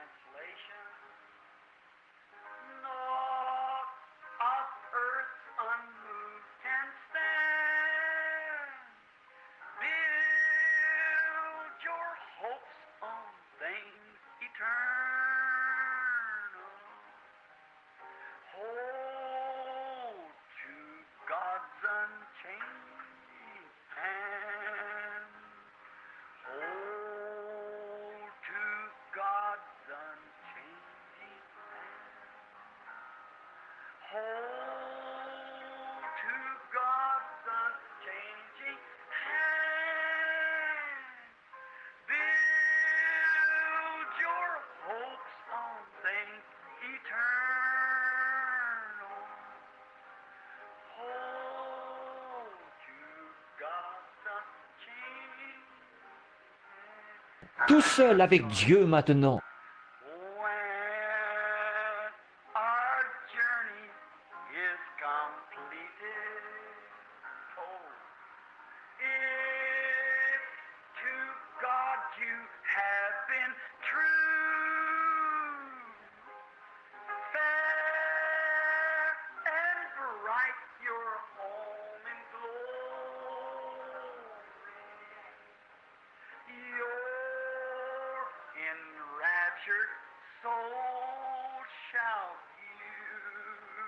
Alors, que devez-vous faire?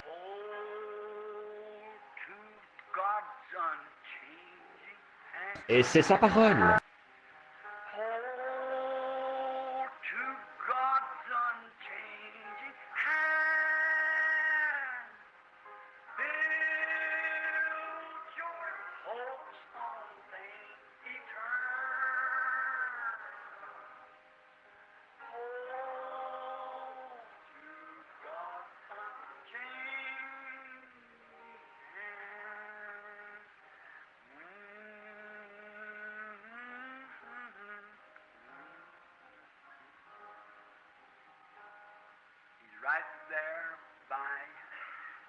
Il est là, juste à côté de vous.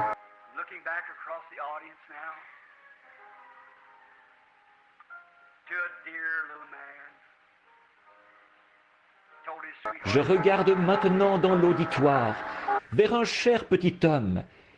Il a dit au revoir à sa chérie l'autre jour, seulement pour un petit moment.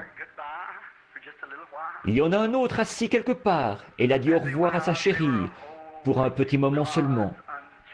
Quand elles sont parties, elles tenaient la main du Dieu vivant. Leurs époux bien-aimés sont ici ce soir. Ils tiennent la main du Dieu vivant, en sachant que les chéris se reverront. Oh, qu'est-ce que ce serait s'ils n'avaient pas ça?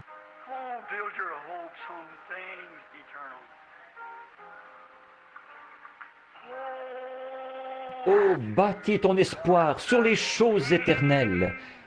Tiens la main du Dieu vivant.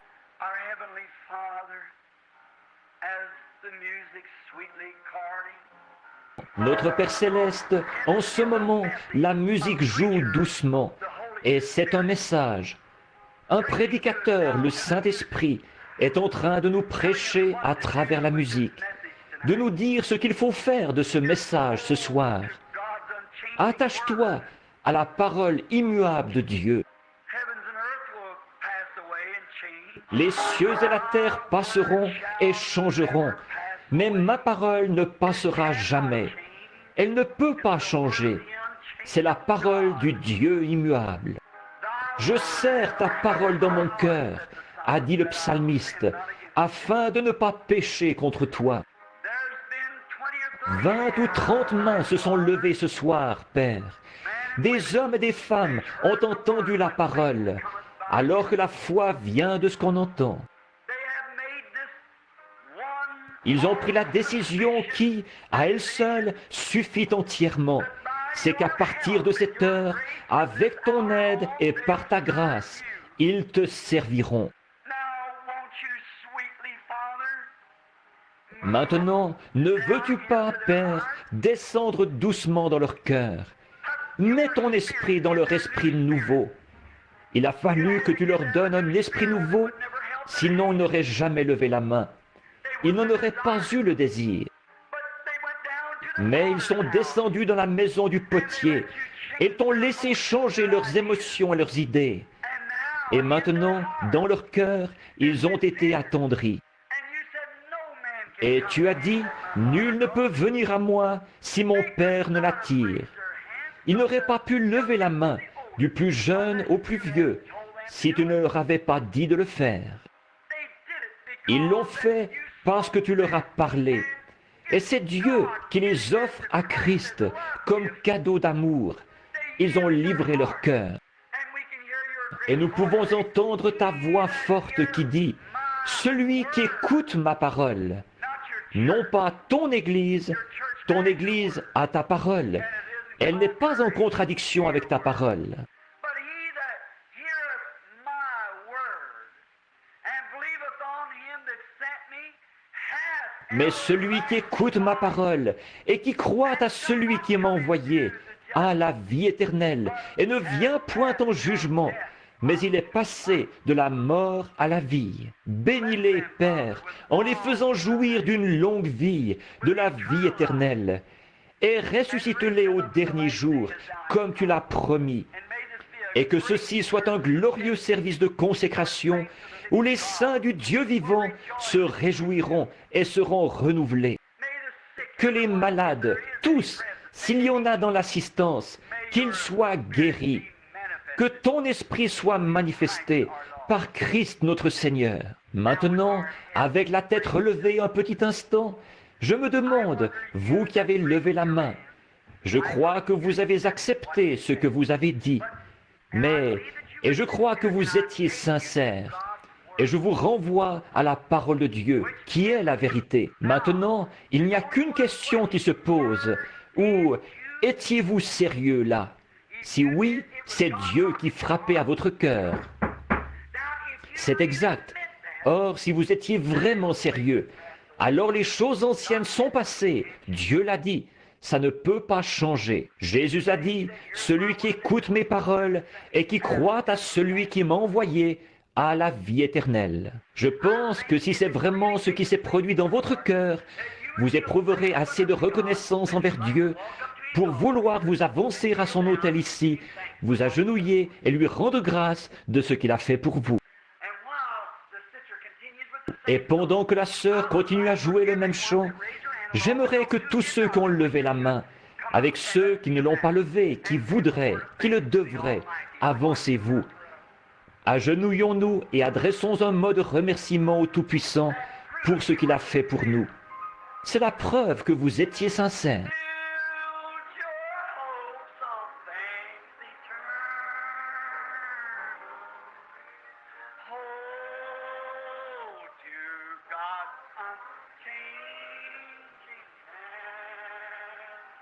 When our journey is completed, if to God you have been true,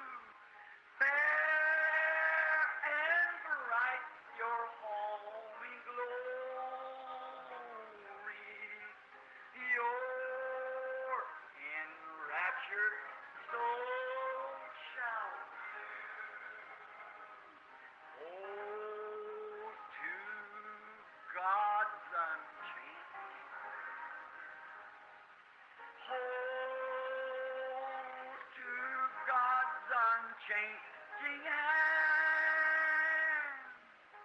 Build your hopes on things eternal. Hold to God's unchanging hand. Oh, I'm going through. Oh, j'irai jusqu'au bout. Maintenant, je me demande, il y a beaucoup de pasteurs et d'évangélistes avec nous ce soir qui aiment voir des âmes entrer dans le royaume de Dieu. Je me demande, les frères, si vous... Viens, pasteur. Et je me demande si les frères voudraient venir se placer en avant ici. Nous allons prier pour ces chers gens. Savez-vous quoi? D'après la parole, et je la mets à l'épreuve, à l'essai, ils ont levé la main pour témoigner de ce qu'ils allaient accepter la parole éternelle de Dieu ce soir et croire. Et j'ai dit, maintenant nous avons prié. Maintenant, regardez ce que Jésus a dit. Reportons-nous à la parole là. Nous avons beaucoup de fantastique, mais reportons-nous à la parole.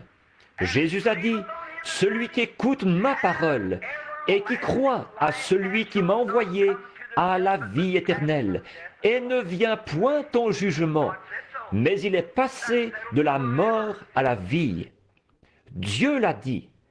La question est réglée pour toujours. No man, said Jesus, can come to me except my Father. Nul, a dit Jésus, ne peut venir à moi si mon Père ne l'attire. Et tous ceux que le Père m'a donnés viendront à moi. Aucun n'est perdu. Celui qui mange ma chair et qui boit mon sang a la vie éternelle. Et je le ressusciterai au dernier jour. Oh, comme c'est merveilleux de regarder cet autel, alors qu'une âme vaut 10 000 mondes. Ils ne sont pas du tout venus pour adhérer à une église. Ils sont venus parce qu'ils sont membres du corps de Christ. Ils sont venus ici pour rendre grâce et pour prier. Et je prie le Saint-Esprit d'oindre et de remplir chaque cœur d'un bout à l'autre de l'autel ce soir, d'un esprit paisible, doux et humble, qui produira les fruits et la justice de Christ tant qu'il y aura un souffle de vie dans leur corps, et jusqu'à ce qu'ils rentrent à la maison dans la gloire. Est-ce que les évangélistes et les pasteurs voudraient venir se placer ici avec nous pendant que nous prions, s'il vous plaît? Chacun, quelles que soient les églises auxquelles vous êtes affiliés, ça n'a rien à y voir. Nous voulons simplement que vous veniez tout autour des gens. I'm going through. Yes, I'm going. Let that be the motive of your heart. I'll pay the price. What other Christians do. I'll take the way, like the Micah, with the Lord despise you. I've started in with Jesus, and I'm going through. I'm going. Yes, I'm going. I'll pay the price. What other Christians do. I'll take the way with the Lord despise you.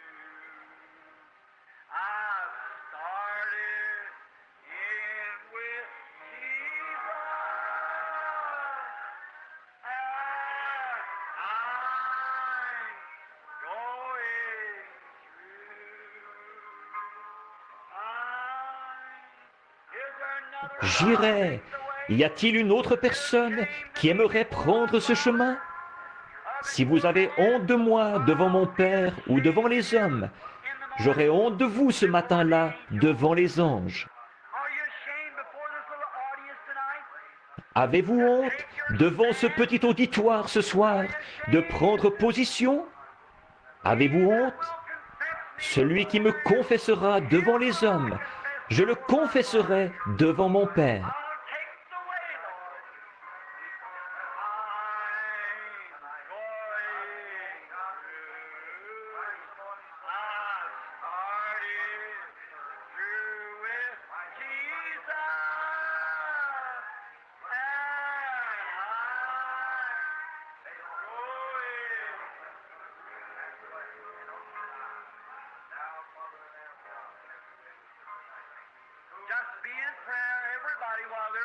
Soyez en prière, tout le monde, pendant qu'ils rendent grâce à Dieu de leur avoir pardonné leurs péchés.